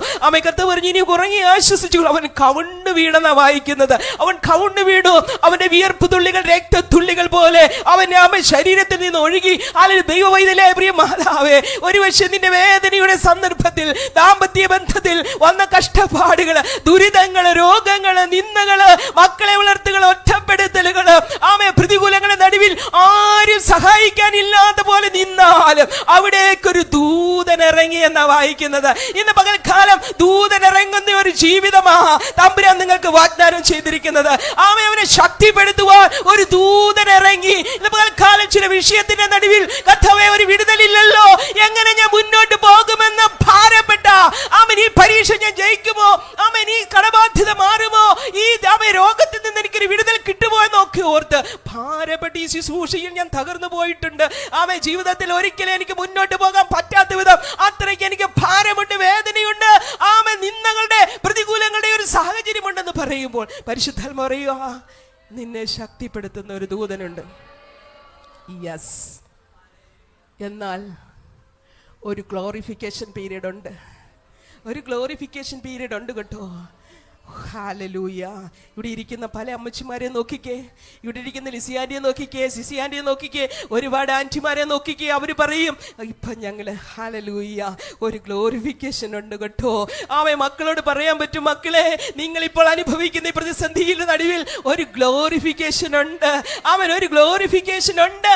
ഇതൊക്കെ ഓക്കെയാണ്, ഇതൊന്നും ഏതുമില്ല മക്കളെ എന്ന് പറയത്തക്കവണ്ണം അവനെ എല്ലാ നാമത്തിലും മേലായ നാമം ഭൂലോകത്തിലുള്ള സകലരും സകല മനുഷ്യരും അധോലോകത്തിലുള്ളവരും സ്വർഗാദി സ്വർഗങ്ങളിലുള്ളവരും ഒക്കെ പറയത്തക്കവണ്ണം ഇവൻ മാത്രം യോഗ്യൻ, ഇവൻ ജയിച്ചവനെന്ന് പറയത്തക്കവണ്ണം ഒരു ദിവസം ഒരു ഗ്ലോറിഫിക്കേഷൻ പീരിയഡ് ഉണ്ട്. It's A reality. ഹല്ലേലൂയ. ഇന്നാർക്കാ സങ്കടം? ജീസസ്. ഹല്ലേലൂയ. പൽക്കാലം സങ്കടങ്ങൾ മാറിപ്പോകും. ഹല്ലേലൂയ. ഞാൻ വിശ്വസിക്കുകയാ ഇവിടെ ഇരിക്കുന്ന ഒരു പേർക്കും പരാജയപ്പെട്ടിട്ടില്ല. It's a turning point. It's a turning point. പരാജയം എന്നുള്ളത് നമ്മുടെ ഡിക്ഷണറിയിൽ ഇല്ല ദൈവമക്കളെ. പരാജയം എന്നുള്ളത് നമ്മുടെ ഡിക്ഷണറിയിൽ ഇല്ല. അവൻ ജയിച്ചവനാകട്ടോ, ജയിച്ചവന്റെ മക്കളാ നമ്മൾ. അതുകൊണ്ട് ഇറ്റ്സ് എ ടേണിംഗ് പോയിന്റ്. ഒരുപക്ഷെ ആ ശുശ്രൂഷയിൽ വിജയിച്ചില്ലായിരിക്കാം, ഒരുപക്ഷെ ആ പഠിത്തത്തിൽ ആമേ പാസ്സായില്ലായിരിക്കാം, ഒരുപക്ഷെ ആ ദാമ്പത്യ ജീവിതം ആമേ പരാജയമെന്ന് തോന്നിയിരിക്കാം, ഒരുപക്ഷെ ആമേ ചിലതിലൊക്കെ തോറ്റുപോയെന്ന് തോന്നുന്നുണ്ടായിരിക്കാം. പക്ഷേ ആമേ നമ്മൾ തോറ്റിട്ടില്ല. It's a turning point. Hallelujah. ഒരു സ്ട്രഗ്ലിംഗ് പീരീഡ് ഉണ്ട് കേട്ടോ. ഇവിടെ നമുക്ക് രക്ഷയുടെ പടത്തൊപ്പി തമ്പുരാൻ വെച്ചിട്ടുണ്ട് കേട്ടോ. ഇവിടെ രക്ഷ എപ്പോഴും തലയ്ക്ക് ശിരസ്ത്രം വെക്കണമെന്ന ഹെൽമെറ്റ് ഓഫ് സാൽവേഷൻ കേട്ടോ. ചിന്ത മാറിപ്പോകല്ലേ, നമ്മുടെ ചിന്ത മാറിപ്പോകല്ലേ. കാരണം ചിന്തയുടെ ഇരിപ്പിടമാണ് എന്ത്? ഹാർട്ട്. അതുകൊണ്ടാണ് കർത്താവ് പറഞ്ഞേ, do not be troubled your hearts. നിന്റെ ഹൃദയം എന്തരുത്? It's a seat of life അല്ലേ? ചങ്ക് കലങ്ങിപ്പോയി. ചിലർ പറയത്തില്ലേ, എൻ്റെ ഹൃദയം അങ്ങ് പൊട്ടിപ്പോയി, പിന്നെ ജീവിക്കത്തില്ല. ഹല്ലേലൂയ. കർത്താവിന് അതിൻ്റെ തൊട്ട് മുമ്പുള്ള വാക്യത്തിൽ അവൻ ഉള്ളം നൊന്തെന്ന് വായിക്കുന്നുണ്ട്. അതിനുശേഷം അവൻ ഗത്സമനയിൽ ഉള്ളം നൊന്ത് കലങ്ങിയെന്ന് വായിക്കുന്നുണ്ട്. ലാസറിൻ്റെ കല്ലറയിൽ കലങ്ങിയവനാണ് ശിഷ്യരോട് പറയുക, നിങ്ങളുടെ ഹൃദയം എന്ത് ചെയ്യരുത്? കലങ്ങിപ്പോകരുത്. കലങ്ങാൻ സാധ്യതയുണ്ട്. It's a seat of all emotions. എല്ലാ വികാരങ്ങളുടെയും വിചാരങ്ങളുടെയും ഒക്കെ ഇരിപ്പിടമാണ് ഹൃദയം എന്ന് പറയുന്നത്. അതുകൊണ്ട് എന്ത് ചെയ്യണം? എന്തൊക്കെ നഷ്ടപ്പെട്ടാലും നീ നഷ്ടപ്പെട്ടിട്ടില്ല. നോക്കിക്കേ, യഹൂദൻ്റെ ചരിത്രം നോക്കിക്കേ, ഒരു കച്ചിത്തുരുമ്പ് പോലും ഇല്ല. ഒരു ചുണ്ണാമ്പ് കല്ല് കൊണ്ടുള്ളൊരു മതിൽ മാത്രമേ അവർക്കുള്ളൂ. ബാക്കി എല്ലാം പോയി മണ്ണും കൂടെ വാരിക്കൊണ്ടിരുന്ന നെബൂഖദ്നേസർ പോയി. എന്നിട്ട് ഇങ്ങനെ പറ്റിപ്പിടിച്ച് കിടക്കാൻ ഒരു ലാഭവും ഇല്ലാതെ ഇങ്ങനെ തൂങ്ങിക്കിടക്കാൻ പറ്റുന്നത് ആർക്കാ? സ്നേഹമുള്ളെങ്കിലേ ഉള്ളൂ. ഉള്ളിൽ ക്രിസ്തുവിനോടുള്ള സ്നേഹം. പൗലോസ് പറയുന്നത്, ക്രിസ്തുവിനോടുള്ള സ്നേഹത്തിൽ നിന്ന് എന്നെ വേർപിരിക്കുന്നതാ ഈ ലോകത്തിലെ കഷ്ടതയോ, ഈ ലോകത്തിലെ സങ്കടങ്ങളോ, ഈ ലോകത്തിലെ നിരാശകളോ, ഈ ലോകത്തിലെ ഒറ്റപ്പെടുത്തലുകളോ, ഈ ലോകത്തിലെ സാമ്പത്തിക കെടുതികളോ ഒന്നും ക്രിസ്തുവിനോടുള്ള സ്നേഹത്തിൽ നിന്ന് നമ്മെ രേഖപ്പെടുത്തുവാൻ കഴിയില്ല എന്നാണ് പറയുന്നത്. ഹല്ലേലൂയ. ഞാൻ പറഞ്ഞു വന്നത്, ദാമ്പത്യ ജീവിതം എന്ന് പറയുന്നത് എങ്ങനെയാണ്? ഒരു തുറവിയുള്ള ജീവിതമാണ് എന്ന് പറഞ്ഞാൽ ഓപ്പൺനെസ്, സ്വാർത്ഥതയില്ലാത്ത, മുഖംമൂടിയില്ലാത്ത, വെരി ഓപ്പൺ. കാൾ റോജൻസ് പറയുന്നത് ബി ആൻ ഒറിജിനൽ. അദ്ദേഹം പറയുന്നത് അങ്ങനെയാണ്. കട്ടിട്ടാണേലും കട്ടെന്ന് പറഞ്ഞാൽ ഏത് ഭാര്യയും വിശ്വസിക്കാൻ സ്നേഹിക്കും അല്ലേ? ഈ മറച്ചു വെക്കുമ്പോഴാണ് പ്രശ്നം ഉണ്ടാകുന്നല്ലേ? തുറവിയുള്ളതായിരിക്കും. അതുകൊണ്ടാണ് വചനം പറയുന്നത് അവർ ഇരുവരും നഗ്നരായിരുന്നു അല്ലേ? എന്ന് വെച്ചാൽ അവർക്ക് ഉടുപ്പില്ലായിരുന്നെന്ന് മാത്രമല്ല, അവരുടെ ഇടയിൽ ഒളിപ്പിച്ചു വെക്കാനൊന്നുമില്ലായിരുന്നു എന്നുള്ളതാണ് അർത്ഥം. അപ്പൊ സാന്നിധ്യം, തുറവി എന്നത് ഇമ്പോർട്ടൻ്റ് ആണ്. സാന്നിധ്യം, പ്രസൻസ്. ഒരു ഹൗസ് ആർക്കും ഉണ്ടാക്കാൻ പറ്റും അല്ലേ? ഒരു ഭവനം. പക്ഷെ അതൊരു വീടാകുന്നത് നമ്മുടെ സാന്നിധ്യം കൊണ്ടാണ്. ഹല്ലേലൂയ. അപ്പോൾ സാന്നിധ്യം എന്ന് പറഞ്ഞ്, ഞാൻ ഒരു സ്കൂളിൽ ക്ലാസ് എടുത്ത് കൊടുത്തപ്പോഴത്തേനും ഒരു കുട്ടി എൻ്റെ അടുത്ത് വന്നിട്ട് പറഞ്ഞു, എൻ്റെ മമ്മിയെ എനിക്ക് ഇഷ്ടമല്ല. ഞാൻ ചോദിച്ചു, എന്താ മോളെ? അവർ ഗൾഫിലാണ് വർക്ക് ചെയ്യുന്നത്, അപ്പോൾ നേഴ്സാണ്. അപ്പം ഞാൻ ചോദിച്ചത്, നിനക്ക് വേണ്ടി ഇത്ര കഷ്ടപ്പെട്ട്, ഇത്ര നല്ല ബാഗ്, ഇത്ര നല്ല ഡ്രസ്സ്, ഇത്ര നല്ല ഇതൊന്നും അല്ല എൻ്റെ ഇപ്പോഴത്തെ ആവശ്യം. I need her presence. എനിക്ക് പ്രസൻസ് വേണ്ട സമയത്ത് അവൾ എൻ്റെ അടുത്തില്ലായിരുന്നു, അല്ലെങ്കിൽ എൻ്റെ മദർ ഇല്ലായിരുന്നു. ഇപ്പം എനിക്ക് അവളെ ഇഷ്ടമല്ല. അപ്പോൾ നമ്മൾ ഏറ്റവും കൂടുതൽ നമ്മുടെ സാന്നിധ്യം അറ്റ്ലീസ്റ്റ് 12 വയസ്സ് വരെ. പിന്നെ നമ്മളെ വേണ്ടവർക്ക്, പിന്നെ അവർക്ക് എന്താണ്? ഫ്രണ്ട്ഷിപ്പാണ് അവർക്ക് കൂടുതലും. അവർ ഫ്രണ്ട്സ് അലയൻസ് ആണ് അവർക്ക് കൂടുതലും. പക്ഷെ അതുകൊണ്ടാണ് നമ്മൾ വളരെ ഇമ്പോർട്ടൻ്റ് ആയിട്ട് പറയുന്നത്, മക്കളുടെ കൂടുതൽ ഏറ്റവും കൂടുതൽ അഡിക്ഷനിലേക്കൊക്കെ പോകുന്ന കുട്ടികൾ 8 വയസ്സിനും 12 വയസ്സിനും ഇടയിൽ കുട്ടികൾക്ക് കുടുംബത്തിലുണ്ടാകുന്ന അരക്ഷിതാവസ്ഥ, അതാണ് അഡിക്ഷനിലേക്ക് നയിക്കുന്നത്. അതുകൊണ്ട് കാരണം ആ സ്നേഹവും പരിഗണനയും ഒക്കെ ശ്രദ്ധയും ഒക്കെ ഒത്തിരി നീടുള്ള സമയമാണ്. അതുകൊണ്ട് ആ സമയത്ത് അവർക്ക് അമ്മയുടെ കൂടെ ജീവിക്കണം, അല്ലെ പേരൻസിൻ്റെ കൂടെ ജീവിക്കണമെന്ന് ആഗ്രഹിക്കുന്ന ഒരു സമയമാണ്. അത് വളരെ ഇമ്പോർട്ടൻ്റ് ആണ്. ഇപ്പം പല മാതാപിതാക്കൾക്ക് മക്കൾ അടുത്തില്ല. പണ്ടത്തെ മാതാപിതാക്കൾക്ക് ഇച്ചിരി വിവരം ഉണ്ടായിരുന്നെന്ന് എനിക്ക് തോന്നുന്നുണ്ട്. കാരണം 4 മക്കളുണ്ടെങ്കിൽ 3 എണ്ണത്തിനെ പഠിപ്പിക്കും, ഒരെണ്ണത്തിനെ പശുവിനെ നോക്കാൻ നിർത്തും അല്ലേ? കാരണം എന്താ? അവർക്ക് മിടുക്കന്മാരായിട്ട് ഇനി ലോകത്തിൽ നിന്ന് പോയി. പക്ഷെ നമ്മൾ മിക്കവാറും ഒരുപാട് ജീറിയാട്രിക് അല്ലെങ്കിൽ സീനിയർ സിറ്റിസൺ ഹോംസ് ഒക്കെ ഇപ്പോൾ ഒത്തിരി ഉണ്ട്. ഞങ്ങളുടെ തൊട്ടടുത്ത് ഒരെണ്ണമുണ്ട്. അപ്പോൾ സാന്നിധ്യം, അപ്പോൾ സംസാരിക്കാൻ ഒരു വേദി അവർക്ക് കൊടുക്കാൻ. ഏറ്റവും കൂടുതൽ ഈ സിസോഫ്രീനിയ പോലുള്ള അല്ലെങ്കിൽ ഡിപ്രഷനിലേക്കൊക്കെ പോകുന്ന കുട്ടികൾ എന്താണ് സംസാരിക്കാൻ അവസരം കൊടുക്കാത്തതാ. അപ്പം മക്കളോട് സംസാരിക്കുക. ഈ ഒരു സ്ത്രീയെ സംബന്ധിച്ചിടത്തോളം ഏറ്റവും കൂടുതൽ അവൾക്ക് എന്താ വേണ്ടിയെന്നറിയാമോ? സംസാരം അല്ലേ? എത്ര മിണ്ടി അതിനകത്ത് കെട്ടിയവരാണേലും ചേട്ടൻ പോയി അടുത്ത് പോയി എന്ന് കേട്ടി പറഞ്ഞു വെച്ച് പോടിയെന്ന് പറഞ്ഞാലും പറയണം. പറഞ്ഞില്ലെങ്കിൽ ഒരുപാട് ഫ്രസ്ട്രേഷനാണ്. കാരണം സ്ത്രീ എന്ന് പറയുന്നത് ഒരു നോവലിസ്റ്റും പുരുഷൻ ഒരു ജേർണലിസ്റ്റുമാണെന്നാണ് പറയുന്നത്. ഹലോ, സ്ത്രീ ആരാണ്? നോവലിസ്റ്റ്, പുരുഷൻ ജേർണലിസ്റ്റ്. എന്താ ഞാനൊക്കെ ചെന്നിട്ടെന്ന് പറയും എൻ്റെ ഗിരിജി ഒന്ന് പറഞ്ഞേച്ചു പോവും. കാരണം ഈ നോവൽ എന്ന് പറയുമ്പോൾ ഏറ്റവും അവസാനമുള്ള ക്ലൈമാക്സ് അല്ലേ? നമുക്ക് പത്രം എടുത്താൽ ആദ്യമേ ടൈറ്റിൽ നോക്കിയാൽ എന്താ അറിയാം സംഭവം എന്നാന്നറിയാം. അപ്പോൾ പുരുഷൻ അത്രയ്ക്കേ ഉള്ളൂ. കാരണം അവൻ വെളിയിലാണ് കുറേ സമയം, അവനുള്ളതെല്ലാം പറഞ്ഞേച്ചാ വരുന്നത്. പക്ഷെ നമ്മൾ ഈ പരിക്കാതെ ഊതിയിരിക്കുന്നത് കൊണ്ട് ആരോടും പറയാനില്ല. ഇത് എവിടെയെങ്കിലും പറയണ്ടേ? അതുകൊണ്ട് ഈ ടോക്ക് ഭയങ്കര നീഡാണ്. അപ്പോൾ പല സ്ത്രീകളും ഇത്രമാത്രം ഫ്രസ്ട്രേറ്റഡ്. അതുകൊണ്ടാണ് ഈ വീട്ടിലോട്ട് നോക്കി പിള്ളേരെ വളർത്താനും എന്താ അത് മാത്രമല്ല, നമ്മളെ തന്നെ ഒന്ന് എക്യൂപ്പ് ചെയ്യണം. അതിന് വേണ്ടിയിട്ട് ഈ കഷ്ടപ്പാട്.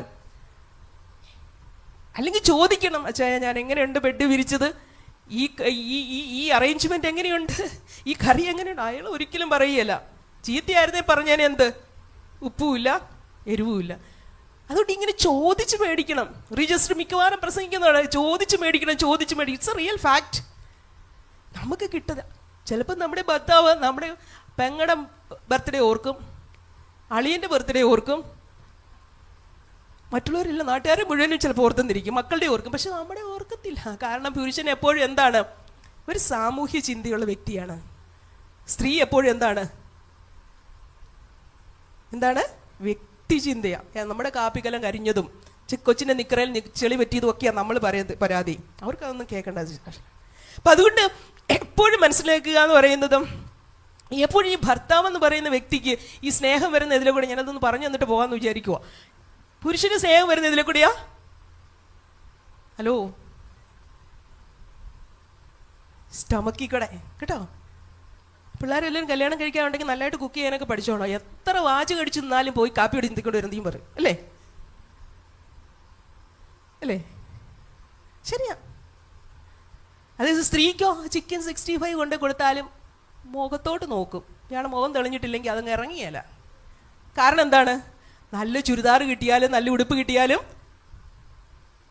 ഹാട്ടിക്കൂടിയേ സ്നേഹം വരത്തുള്ളൂ. അതാ പ്രശ്നം. അതുകൊണ്ട് എപ്പോഴും അങ്ങനെ സ്നേഹിക്കും. പിന്നെ പ്രായമാകുമ്പോഴും കൂടുതൽ സ്നേഹിക്കണം കേട്ടോ. കാരണം ഉണ്ടല്ലോ, ഈ മക്കൾക്ക് പ്രായമായി കഴിഞ്ഞാൽ പൊതുവെ അമ്മയോടാ താല്പര്യം. ആണുങ്ങൾ കുറവാണ്. എന്നാലും ഞാൻ പറയുക, നിങ്ങൾ ശ്രദ്ധിച്ചിട്ടില്ലേ? ഏത് വീട്ടിൽ നോക്കിയാലും എന്താണ് ശരിക്കും പറഞ്ഞു കഴിഞ്ഞാൽ ഈ പ്രായം കൂടുന്തോറും സ്നേഹം കൂടണം എന്നാണ് ഞാൻ പറയുന്നത്. കാരണം ഈ മക്കൾക്ക് എപ്പോഴും അമ്മ വീട്ടിലിരിക്കുന്നതാണ് ഇഷ്ടം. കാരണം എന്താ വെച്ചാൽ അവർക്ക് വീട് പൂട്ടാതെ പോകാം, പിള്ളേരെ നോക്കും. അപ്പന്മാരെ എത്ര സമയം ഇരിക്കുന്നേ, പുറത്തോട്ട് ഇറങ്ങിപ്പോവും. അതുകൊണ്ട് ഈ പ്രായം കൂടുന്തോറും ഭാര്യയെ കൂടുതൽ സ്നേഹിച്ചോണം. കാരണം അവരുണ്ടേലേ ഉള്ളൂ എന്ത് ചെയ്യാൻ പറ്റും. ഏത് മരുമക്കൾ നോക്കുമെന്ന് പറഞ്ഞാ അവർക്ക് ജോലിയല്ലേ. അപ്പം അതുകൊണ്ട് ഈ സ്നേഹം കൂടിക്കൂടി വരണം എന്നാണ് ഞാൻ പറയുന്നത്. അപ്പം ഞാൻ പറഞ്ഞത് എന്താണ് സാന്നിധ്യം എന്ന് പറയുന്നത്? എല്ലാ ആങ്സൈറ്റി മാറ്റാനും എല്ലാ ഹാപ്പിനെസ്സും ഡ്രീംസും സാഡോ എന്തായിട്ടുള്ള എല്ലാ ദുഃഖങ്ങളൊക്കെ പങ്കുവയ്ക്കണം. ജോലിസ്ഥലത്തെയോ ശുശ്രൂഷയിലെ കാര്യങ്ങൾ പോലും ചെറുതായിട്ടൊന്ന് കേട്ടിരുന്നേക്കണം ദൈവത്തെ ഓർത്ത്. അപ്പോൾ ഈ ഒരു ബന്ധം ഇത്ര സന്തോഷകരമായി. ആമേൻ. ഭർത്താവിന് വേണ്ടി മാത്രം ജീവിക്കുന്ന ചില പെണ്ണുങ്ങളുണ്ട്. ഭാര്യയ്ക്ക് വേണ്ടി പിള്ളേർക്ക് വേണ്ടി മാത്രം ജീവിക്കുന്ന ചില ഭർത്താക്കന്മാർ. കാരണം അവർ വളർത്തപ്പന, ഒരിക്കലും അവർക്കൊരു ഭർത്താവാകാൻ പറ്റത്തില്ല. ചിലർ അങ്ങനെയാ. ഒന്നുമില്ല, ഒരു കറണ്ട് ചാർജ് അടയ്ക്കാൻ പോലും അറിയത്തില്ല. എന്തേ? ഒരു വളർത്തപ്പനായി മാത്രം ജീവിക്കാതെ, ഒരു വളർത്തമ്മയായിട്ട് മാത്രം ജീവിക്കാതെ ഭാര്യയായിട്ട് ഭർത്താവായിട്ട് ജീവിക്കാൻ പറ്റണം. അർപ്പണ മനോഭാവം, സ്വന്തം താല്പര്യങ്ങൾക്ക് മാത്രം ഇമ്പോർട്ടൻസ് കൊടുക്കാതെ ഏത് ജോലി തിരക്കിനിടയിലും ഏത് ശുശ്രൂഷയിലിടയിലും ഏറ്റവും കൂടുതൽ അഭിനയിക്കുന്നത് പാസ്റ്റർമാരുടെ ഭാര്യമാർ. അവർക്ക് വേണ്ടി മാത്രം പറയാൻ മതി. കാരണം എത്ര റോളാണ് അവർ വഹിക്കുന്നേ, ശുശ്രൂഷക്കാരെ, അതിപ്പോൾ പറയുന്നില്ല. അപ്പം ഞാൻ പറയട്ടെ, ശരിക്കും പറഞ്ഞ ഈ ഭർത്താവ് എന്ന് പറയുന്ന ആളുകൾ ഭയങ്കര ബ്യൂട്ടി കോൺഷ്യസ് ഉള്ളതാല. ഞാൻ ചോദിക്കട്ടെ, നിങ്ങൾ സാധാരണ ഏറ്റവും ഒരുങ്ങി പോകുന്ന എവിടെയാ? ഏറ്റവും ഒരുങ്ങി പോകുന്ന കൊച്ചിൻ്റെ ആനിവേഴ്സറിക്ക്, വല്ലവൻ്റെ കല്യാണത്തിന്, പിന്നെ ലുലുമാളി പോകുമ്പോൾ അല്ലേ ശരിക്കും. പക്ഷേ ഒരു കല്യാണം കഴിച്ചൊരു സ്ത്രീ ഏറ്റവും നന്നായിട്ട് ഒരു ബ്യൂട്ടിഫുൾ ആയിട്ട് നിൽക്കേണ്ടത് എവിടെയാണ്? അതിന് ഭർത്താവിൻ്റെ മുന്നിലാണ്. ഈ ഭർത്താക്കന്മാർക്ക്, പുരുഷന് ഒരു ഭാര്യയുടെ ബ്യൂട്ടി ഭയങ്കര ഇഷ്ടമാണ്. പുരുഷനെ സംബന്ധിച്ചിടത്തോളം അവൾ നല്ലൊരു ഹോം മേക്കർ ആകുന്ന ഇഷ്ടമാണ്. അപ്പോൾ അതുകൊണ്ട് ഈ സ്ത്രീകളെന്ന് പറയുന്നത് എന്താണ്, കല്യാണം കഴിച്ച് ഒരു 2-3 പിള്ളേരുമായി, ഇനി എന്താണ് വേസ്റ്റഡ്. ഇവിടെ പല സ്ത്രീകളും ഒരു 35 വയസ്സ് കഴിഞ്ഞാൽ പിന്നെ വാതിൽ കിടക്കത്തില്ല. ഇവിടുത്തെ കാര്യമല്ല. എന്താ ഈ വേസ്റ്റാ കഴിക്കുന്നത്? കാരണം എന്താണ്, അവർ മെയിൻറ്റെയിൻ ചെയ്യത്തില്ല, അവർ സെൽഫ് കെയർ ചെയ്യത്തില്ല. പൗലോസ് തിമോത്തിയോട് പറയുന്നുണ്ട്, എന്താണ്, നീ എന്ത് ചെയ്യണം?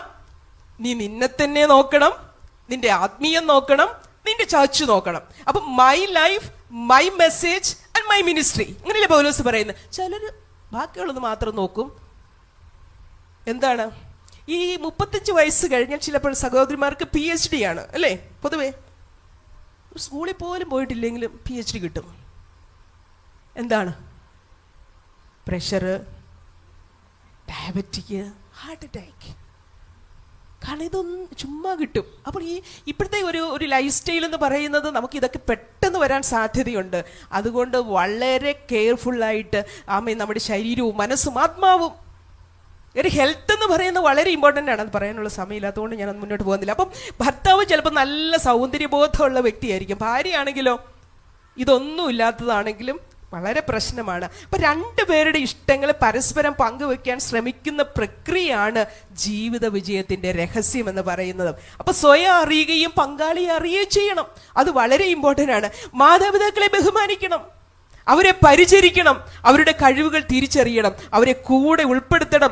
പ്രായമുള്ളവരെ ഒരു ഒഴിഞ്ഞ മൂലയിലേക്ക് ചിലരുണ്ടല്ലോ, നമ്മളാരുമല്ല, അവ ഇട്ടുകൊടുക്കും. എന്നിട്ട് പറയും എന്താണ്, അവർക്ക് വിഷാദം ഭയങ്കരമായിട്ട് ഭയപ്പെടുന്നുണ്ട്. തൻ്റെ വല്യപ്പനാണ് ഇത്, എൻ്റെ വല്യമ്മയാണെന്ന് പറയാനായിട്ട് ചിലർക്ക് വലിയ ബുദ്ധിമുട്ടാണ്. നാം പ്രായമായവരെ പരിചരിക്കുന്നതോടൊപ്പം പിന്നീട് നമുക്ക് ഈ സ്ഥിതി വീഴുമെന്നുള്ള കാര്യം നമ്മൾ മറക്കരുത്. വാർദ്ധക്യമുള്ളവരെ വേസ്റ്റായിട്ട് പറയരുത്. അവർ നമ്മുടെ ടേസ്റ്റ് ആണെന്ന് പറയാൻ പറ്റണം. കാരണം അവരുടെ കണ്ണ് കുഴിഞ്ഞു പോയത്, അവരുടെ കവിളൊട്ടിപ്പോയത്, ഈ റെസ്പെക്റ്റ് എന്ന് പറയുന്ന ഒരു സംഭവം ഉണ്ട് അല്ലേ? Give respect and take respect, give and take ആണ് മാരിറ്റൽ ലൈഫ് എന്ന് പറയുന്നത്. ഈ റെസ്പെക്റ്റിനെ ഒന്ന് സ്പ്ലിറ്റ് ചെയ്തൊന്ന് പഠിച്ച ഞാനാണ് നല്ല, എനിക്ക് അങ്ങനെ ഭയങ്കര ഇഷ്ടമാണ്. എനിക്ക് അങ്ങനെ ഒന്നും പറയുന്ന അറിയില്ല. എന്നാൽ ഞാൻ പറയുക, ഈ റെസ്പെക്റ്റ് എന്നൊന്ന് സ്പ്ലിറ്റ് ചെയ്തേ, റീ പ്ലസ് സ്പെക്റ്റ് എന്ന് പറഞ്ഞാൽ അതിൻ്റെ അർത്ഥം എന്താ? എന്തിനാ നിങ്ങളൊക്കെ കണ്ണാടി വെച്ചേക്കുന്നത്? കൂടുതൽ ആൾക്കാരും കണ്ണാടി വെച്ചിട്ടുണ്ട്. എന്തിനാ? ഒന്നുകൂടി ക്ലിയർ ആയിട്ട് കാണാനാ അല്ലേ? ആണോ? 2ാം വട്ടം കാണും. റീസ്പെക്റ്റ് എന്ന് പറഞ്ഞാൽ 2ാം വട്ടം കാണും. ഭാര്യ എന്താണ്, അവൾ എന്താ ഇത്ര ടയേർഡായത്, ഇയാളുടെ മുഖം എന്താ ഇത്ര കൂനിപ്പോയത്, അല്ലെങ്കിൽ ഇവൾ എന്താ ഇത്ര കുനിഞ്ഞു പോയത്, ഇതെന്താ ഇത്ര ഞുറിവ്, എന്നൊക്കെ നമ്മൾ ചില കണ്ടിട്ടില്ലേ? ചില അമ്മച്ചിമാർ, ചില മക്കളൊക്കെ പ്രായമായ പേരൻസിനെ കാണാൻ പോകും, അവരൊരു വർത്താനം പോലും പറയത്തില്ല. ചിലപ്പോൾ ബെറ്ററിനായിരിക്കും, പക്ഷെ ഇച്ചിരി നേരം അവിടെ പോയി നോക്കി നിന്നേച്ചിങ്ങ് വരും. കാരണം എന്തുകൊണ്ടാ? വി ആർ ഗിവിങ് റെസ്പെക്റ്റ് അല്ലേ? നമുക്കറിയാം ഒരുപാട് പേരുടെ വെയിലാണ് നമ്മുടെ തണലായി തീർന്നത്. ഇത്ര മനോഹരമായ ഈ കോൺഫറൻസ് ഹാളിൽ, ഈ ചർച്ചിൽ ഇരിക്കുമ്പോൾ നിങ്ങൾ ഓർത്തെ ഒരു 50 വർഷം മുമ്പുള്ള അച്ചായന്മാരും ആൻറ്റിമാരുടെ ഒക്കെ ഒരു ഓട്ടം, എത്ര പേരുടെ വെയിലാ നമുക്കിന്ന് തണലായത്. ഞാൻ മക്കളോട് പറയുക, ചമഞ്ഞൊരുങ്ങിയവരെ കണ്ടിട്ട് എണീറ്റില്ലെങ്കിലും സ്വന്തം അപ്പനെ അമ്മനെ കണ്ട എഴുന്നേക്കണം കേട്ടോ. ആദ്യത്തെ സൈഗോട്ട് പറയുന്നത് നിന്റെ അപ്പന്റെ, നിന്റെ അമ്മ 9 മാസം ചുമന്ന്, അമ്മ 280 ദിവസം ചുമന്ന്, ഇതിന് ചട്ടുണ്ടോ, ഇതിന് പൊട്ടുണ്ടോ, ഇതിന് എന്തെങ്കിലും പ്രശ്നമുണ്ടോ, ഇതിന് എന്തെങ്കിലും പ്രശ്നമുണ്ടോ എന്ന് ഒന്നും വിചാരിച്ചില്ല കേട്ടോ. അതുകൊണ്ട് അവർ ഇത്ര കെയർഫുൾ ആയിട്ട് നിന്നെ കൊണ്ടു നടന്ന കാര്യം നീ മറക്കരുത്. നിനക്ക് നന്മയുണ്ടാകാനും ദീർഘായുസ് ഉണ്ടാകാനും നിന്റെ അപ്പനെയും അമ്മയും ബഹുമാനിക്കുക. അത് മാത്രമാണ് വാഗ്ദത്തത്തോടു കൂടിയ കൽപ്പന. Praise the Lord. Hallelujah, hallelujah. ഇന്ന് പകൽക്കാലം ഒരു ഒരു ഒരു ഒരു ഒരു മനസ്സിനൊരാളിക്കത്തിൽ വരുന്നില്ലേ? ആമേൻ. ഇന്നുകളിൽ മിണ്ടാതിരിക്കുന്ന പേരൻസിനോട് ആമേൻ ഇന്നുകളിൽ ആമേൻ ചിലർ സ്നേഹിക്കും കേട്ടോ. ആമേൻ ആമേൻ അത് ബറാബാസിനെ സ്നേഹിച്ചതുപോലെ യേശുവിനോടുള്ള വെറുപ്പ് കാണിക്കാൻ അവരെന്ത് ചെയ്തു? യേശുവിനെ ക്രൂശിക്കുക, ബറാബാസിനെ വിട്ടുതരിക എന്ന് പറയുന്നു കേട്ടോ. ബറാബാസിനോട് ഇഷ്ടമുണ്ടായിട്ടല്ല, അവൻ കള്ളനും നിഷ്ഠൂരനുമായിരുന്നു. പക്ഷേ കുലപാതകിയായ മനുഷ്യനെ ഇട്ടുതരിക, യേശുവിനെ ക്രൂശിക്കുക എന്ന് പറഞ്ഞതിന്റെ കാരണം എന്തെന്നറിയാമോ? അവനോടുള്ള വെറുപ്പ് കാണിക്കാനാ. ചില അമ്മായിമ്മമാരുണ്ട്, സ്വന്തം മരുമകളെ ഒന്ന് കെട്ടിപ്പിടിക്കുവോ ഒരു ഉമ്മ കൊടുക്കുകയോ ചെയ്യത്തില്ല. അയലോക്കത്ത് ചർച്ചിൽ വന്ന എല്ലാവരും നല്ല സ്നേഹ. ചില പിള്ളേരുണ്ട്, മാതാപിതാക്കളുണ്ട്, സ്വന്തം മക്കളെ ഒന്ന് ചേർത്ത് പിടിക്കത്തില്ല. നാട്ടിലെ പിള്ളേരെ എല്ലാം ഭയങ്കര സ്നേഹ. ഇതുണ്ടല്ലോ ഇതൊന്നും സ്നേഹം ഉണ്ടായിട്ടല്ല, ആമേൻ, ഇവരുടെ സ്വഭാവമാ. അതുകൊണ്ട് ഞാൻ ചോദിക്കട്ടെ, നിങ്ങളുടെ കൂട്ടത്തിലുള്ളവരെ സ്നേഹിക്കാൻ നമ്മൾ ഒന്ന് ചിന്തിച്ചു നോക്കിയ കർത്താവ് എങ്ങനെയാ സ്നേഹിച്ചത്? സ്നേഹം എന്ന് പറയുന്നത് it's a character, it's not an emotion. ഇതുപോലെ ഒരു ക്യാരക്ടർ ആകട്ടോ. ഈ സ്നേഹം എന്ന് പറയുന്നത് ഇമ്പാർട്ട് ചെയ്ത് കൊടുക്കണം കേട്ടോ. ഈ സ്നേഹം എന്ന് പറയുന്നത് പകർന്നു കൊടുക്കണം. സ്നേഹം, Christian love is an expression, it's not suppression. ക്രൂശിൽ കൊലക്കളത്തിൽ അവൻ ഇങ്ങനെ തൂങ്ങിക്കിടക്കുക കേട്ടോ. നട്ടുച്ച സമയത്ത് ലോകത്തിന്റെ സർവ്വ മാനവജാതിയും കാണത്തക്കവണ്ണം ഈ ലോകത്തെ അത്രയ്ക്ക് സ്നേഹിച്ചു കേട്ടോ. അപ്പൊ സ്നേഹം എന്ന് പറയും, കഥ പറയുക ആമേൻ. എന്താണ്? ഞാൻ നിങ്ങളെ സ്നേഹിച്ചതുപോലെ നിങ്ങൾ തമ്മിൽ തമ്മിൽ സ്നേഹിക്കണം. ഹല്ലേലൂയ. കർത്താവ് അതെയാണ്. നിങ്ങൾ യോഹന്നാന്റെ സുവിശേഷം 13-ാം അധ്യായം വീട്ടിൽ പോയി വായിക്കണം. അവൻ എങ്ങനെയാ സ്നേഹിച്ചെന്ന്. അവൻ എങ്ങനെയാ സ്നേഹിച്ചത്? അവൻ അവസാനത്തോളം സ്നേഹിച്ചു, തനിക്കുള്ളവരെ സ്നേഹിച്ചു, പങ്കുവെച്ച് സ്നേഹിച്ചു, അവൻ കഴുകി ശുദ്ധീകരിച്ച് സ്നേഹിച്ചു, മുറിവേറ്റ് സ്നേഹിക്കുന്ന സ്നേഹം. Hallelujah, hallelujah. ഇന്ന് പകൽക്കാലം ആ സ്നേഹം നമുക്കുണ്ടോ? ആ സ്നേഹം നമുക്കുണ്ടോ? നമ്മുടെ സ്നേഹത്തെ കുറഞ്ഞു പോയിട്ടുണ്ടോ? നമ്മുടെ ക്ഷമ കുറഞ്ഞിട്ടുണ്ടോ? ഇന്ന് പറഞ്ഞല്ലോ, ക്ഷമിക്കുന്ന സ്നേഹം. ഗ്ലാഡീസിനെ ഓർപ്പിച്ചില്ലേ? ഇന്ന് ക്ഷമിക്കുന്ന സ്നേഹത്തെ കുറിച്ച് പറഞ്ഞില്ലേ? Forgiving love. നമ്മൾ എത്ര നാളായി ഒരുമിച്ച് ഭക്ഷണം കഴിച്ചിട്ട്, ഒരുമിച്ച് ഒന്ന് പാട്ടുപാടി പ്രാർത്ഥിച്ചിട്ട് എത്ര നാളായി? ഒരുമിച്ച് ഒരു ഹല്ലേലൂയ പള്ളി പോയിട്ട് എത്ര നാളായി? ഇന്ന് പകൽക്കാലം ഒരു ഫോൺ വിളിയുടെ ഒരു കേസേ ഉള്ളൂ കേട്ടോ. ഒന്ന് ചിരിച്ചു കാണിക്കുന്ന ഒരു കേസേ ഉള്ളൂ, ഒന്ന് ഹമ്പിളാകുന്ന ഒരു പ്രശ്നമേ ഉള്ളൂ. എത്ര നാളായി ഒരു വിശുദ്ധ ചുംബനം കൊടുത്തിട്ട്, എത്ര നാളായി ഒന്ന് ചേർത്ത് പിടിച്ചിട്ട്. ഇന്ന് പകൽക്കാലം പറ, കർത്താവേ, നീ എത്രമാത്രം ക്ഷമിച്ചിട്ടാ ഈ പുൾപിറ്റിൽ എനിക്ക് നിൽക്കാൻ പറ്റിയത്? കർത്താവേ, നീ എത്രമാത്രം ക്ഷമിച്ചിട്ടാ ഈ ചെയറിൽ വരാൻ പറ്റിയത്? എന്നാൽ ഒരുപാട് ഒരുപാട് ഒരുപാട് തെറ്റുകൾ ചെയ്ത എന്നോട് നിനക്കൊന്ന് കരുണ തോന്നണമേ. ഇന്ന് പകൽക്കാലം വിട്ടുകളയുക. ഇന്ന് പകൽക്കാലം ഞാൻ ക്ഷമിക്കുകയാ. ഹൃദയപൂർവ്വം ക്ഷമിക്കാൻ ഞാൻ സ്വർഗസ്ഥനായ പിതാവ് നമ്മളോട് ക്ഷമിക്കത്തില്ല. ദാമ്പത്യ ബന്ധം എന്ന് പറയുന്നത് സഹനമാണ് കേട്ടോ. പെർസീവറൻസ്. ആമേൻ. കഷ്ടത. ആമേൻ. ഹല്ലേലൂയ. എന്തിയാണ്? സിദ്ധതയുളവാക്കുകയാ. സഹിഷ്ണുത. പൗലോസ് പറയുന്നുണ്ട്, ഞാൻ ഹല്ലേലൂയ മഹാപ്രതിഫലമുള്ള നിങ്ങളുടെ ധൈര്യം എന്ത് ചെയ്യരുത്? തള്ളിക്കളയരുത്. ദൈവത്തിന്റെ ഇഷ്ടം ചെയ്ത് വാഗ്ദത്തം പ്രാപിപ്പാൻ സഹിഷ്ണുത ആവശ്യം. സഹിഷ്ണുത ആവശ്യം. ഇനിയും അല്പകാലം കഴിഞ്ഞിട്ട് വരുവാനുള്ളവൻ വരും, താമസിക്കുകയില്ല. അങ്ങനെയാണെങ്കിൽ ഇന്ന് പകൽക്കാലം കുറച്ചു നാളത്തേക്കുള്ള ഇതിൻ ട്വിങ്ക്ലിംഗ് ടൈം അവൻ വരും കേട്ടോ. കണ്ണിമിക്കുന്നതിനിടയിലാ കർത്താവ് തന്റെ കുഞ്ഞുങ്ങളുടെ കണ്ണിൽ നിന്ന് കണ്ണുനീരെല്ലാം തുടയ്ക്കും. അവൻ സ്വന്തം കണ്ണുകൊണ്ട്, സ്വന്തം കൈ കൊണ്ട് തുടയ്ക്കും. നമ്മൾ യുഗം ആ സ്നേഹത്തിൽ വാഴാൻ പോകുകയാ. വിശ്വാസ, പ്രത്യാശ, സ്നേഹം ഇവിടെയൊക്കെ ഉണ്ട്. പക്ഷേ നിലനിൽക്കുന്നതൊന്നുണ്ടല്ലോ, അത് സ്നേഹമാ. Hallelujah, hallelujah, hallelujah. ഇന്ന് പകൽക്കാലം ആ സ്നേഹത്തിലേക്ക് നമ്മുടെ കണ്ണുകളെ ദൈവസന്നിധിയിൽ അടയ്ക്കാം. ക്രിസ്തുവിന്റെ സ്നേഹത്തിലേക്ക്. ആമേൻ. ഹല്ലേലൂയ. ഇന്ന് പകൽക്കാലം നമ്മൾ എവിടെയാണ് നമ്മൾ കൈവിടപ്പെട്ടു പോയത്? എവിടെയാണ് നമുക്ക് ചേർന്നിരിക്കാൻ പറ്റാഞ്ഞത്? എവിടെയാണ് നമ്മൾ മാതാപിതാക്കളെ നകന്നു പോയത്? എവിടെയാണ് നമുക്ക് സങ്കടങ്ങൾ വന്നത്? നമ്മുടെ സ്നേഹം, ബൈബിൾ പറയുന്നു, അധർമ്മം പെരുകുന്നിടത്ത് അനേകരുടെ സ്നേഹം തണുത്തു പോകുന്നു. ബന്ധങ്ങൾ എപ്പോഴും ഊഷ്മളമായി നിർത്തണം കേട്ടോ. സ്നേഹത്തിൽ വളർന്ന് വലുതാകുക എന്നുള്ളതാണ് ദൈവത്തിന്റെ ആഗ്രഹം. ദാമ്പത്യ ജീവിതത്തിന്റെ രഹസ്യം തന്നെ സ്നേഹമാണ്. ഹല്ലേലൂയ. അങ്ങനെയാണ് അങ്ങനെയാണെങ്കിൽ ആ സ്നേഹത്തിലേക്ക് ഇന്ന് പകൽക്കാലം കർത്താവ് നമ്മൾ കൊണ്ടുവരികയാ. നമ്മുടെ അമ്മയെ തന്നെ ഒന്ന് മനസ്സുകൊണ്ട് ഹൃദയം കൊണ്ട് ഹല്ലേലൂയ ഒരു ഫോൺ വിളിച്ച് പറയാനുള്ളൊരു കേസ്. ഇന്ന് പകൽക്കാലം രമ്യതപ്പെടാത്ത ഏത് കേസും ഡിസ്ട്രക്റ്റീവാണ് കേട്ടോ. ഏത് വഴക്കുകളും അത് ഡിസ്ട്രക്റ്റീവാണ്, അതൊരിക്കലും കൺസ്ട്രക്റ്റീവ് അല്ല. അങ്ങനെയാണെങ്കിൽ ഇന്ന് പകൽക്കാലം ഒരു അനുരഞ്ജനത്തിന് വേണ്ടി, ഒരു പുനഃസ്ഥാപനത്തിന് വേണ്ടി, ഒരു എംപവർമെന്റിന് വേണ്ടി, ഒരു അനോയിന്റിങ്ങിന് വേണ്ടിയിട്ട്, ഒരു നനവുള്ള ജീവിതത്തിന് വേണ്ടിയിട്ട് ട്രൈ ആകാതെ കർത്താവ് പറയുക, എന്നിൽ വിശ്വസിക്കുന്നവന്റെ ഉള്ളിൽ നിന്ന് തിരുവെഴുത്ത് പറയുന്നത് പോലെ ജീവന്റെ ഉറവകൾ ഹല്ലേലൂയ ഇന്ന് പകൽക്കാലം ഒരു നദിയായി ജീവിക്കാൻ എത്ര പേർക്ക് താല്പര്യമുണ്ട്? കർത്താവേ, എന്റെ ഡ്രൈ ആയി പോയ ഒരു ജീവിതമുണ്ടല്ലോ. ഉത്സവത്തിന്റെ ഒടുക്കത്തെ നാളിൽ യേശു കർത്താവ് നിന്നുകൊണ്ട് പറയുക, ദാഹിക്കുന്നവനെല്ലാം എന്റെ അടുക്കൽ വരട്ടെ, നിന്നെ നദിയാക്കാൻ പറ്റും കേട്ടോ. സാക്ഷാൽ ഉറവയിൽ നിന്ന് കുടിക്കുന്നവന് ഒരു നദിയാകാൻ പറ്റും. ഹല്ലേലൂയ ഇന്ന് പകൽക്കാലം കർത്താവേ, എന്റെ ബ്ലോക്കായി പോയ തടസ്സപ്പെട്ടു പോയ ആ വൈരാഗ്യം, ആ വേദന, ആർക്കും സൗഖ്യമാക്കാൻ പറ്റാത്ത ആ മുറിവിനെ ഇന്ന് പകൽക്കാലം അങ്ങയുടെ വചനം വെച്ച് ഹല്ലേലൂയ ഞാൻ ഫില്ല് ചെയ്യുകയാ കർത്താവേ. ഒഴുകട്ടെ കർത്താവേ, അങ്ങയുടെ സ്നേഹമാകുവാൻ, അങ്ങയുടെ ഒരു നദിയായി തീരുവാൻ, അനേകർക്ക് ജീവൻ കൊടുക്കുവാൻ, അനേകരെ തണുപ്പിക്കുവാൻ, അനേകരെ ആശ്വസിപ്പിക്കുവാൻ, അനേകർക്ക് ജീവൻ പകരുവാൻ.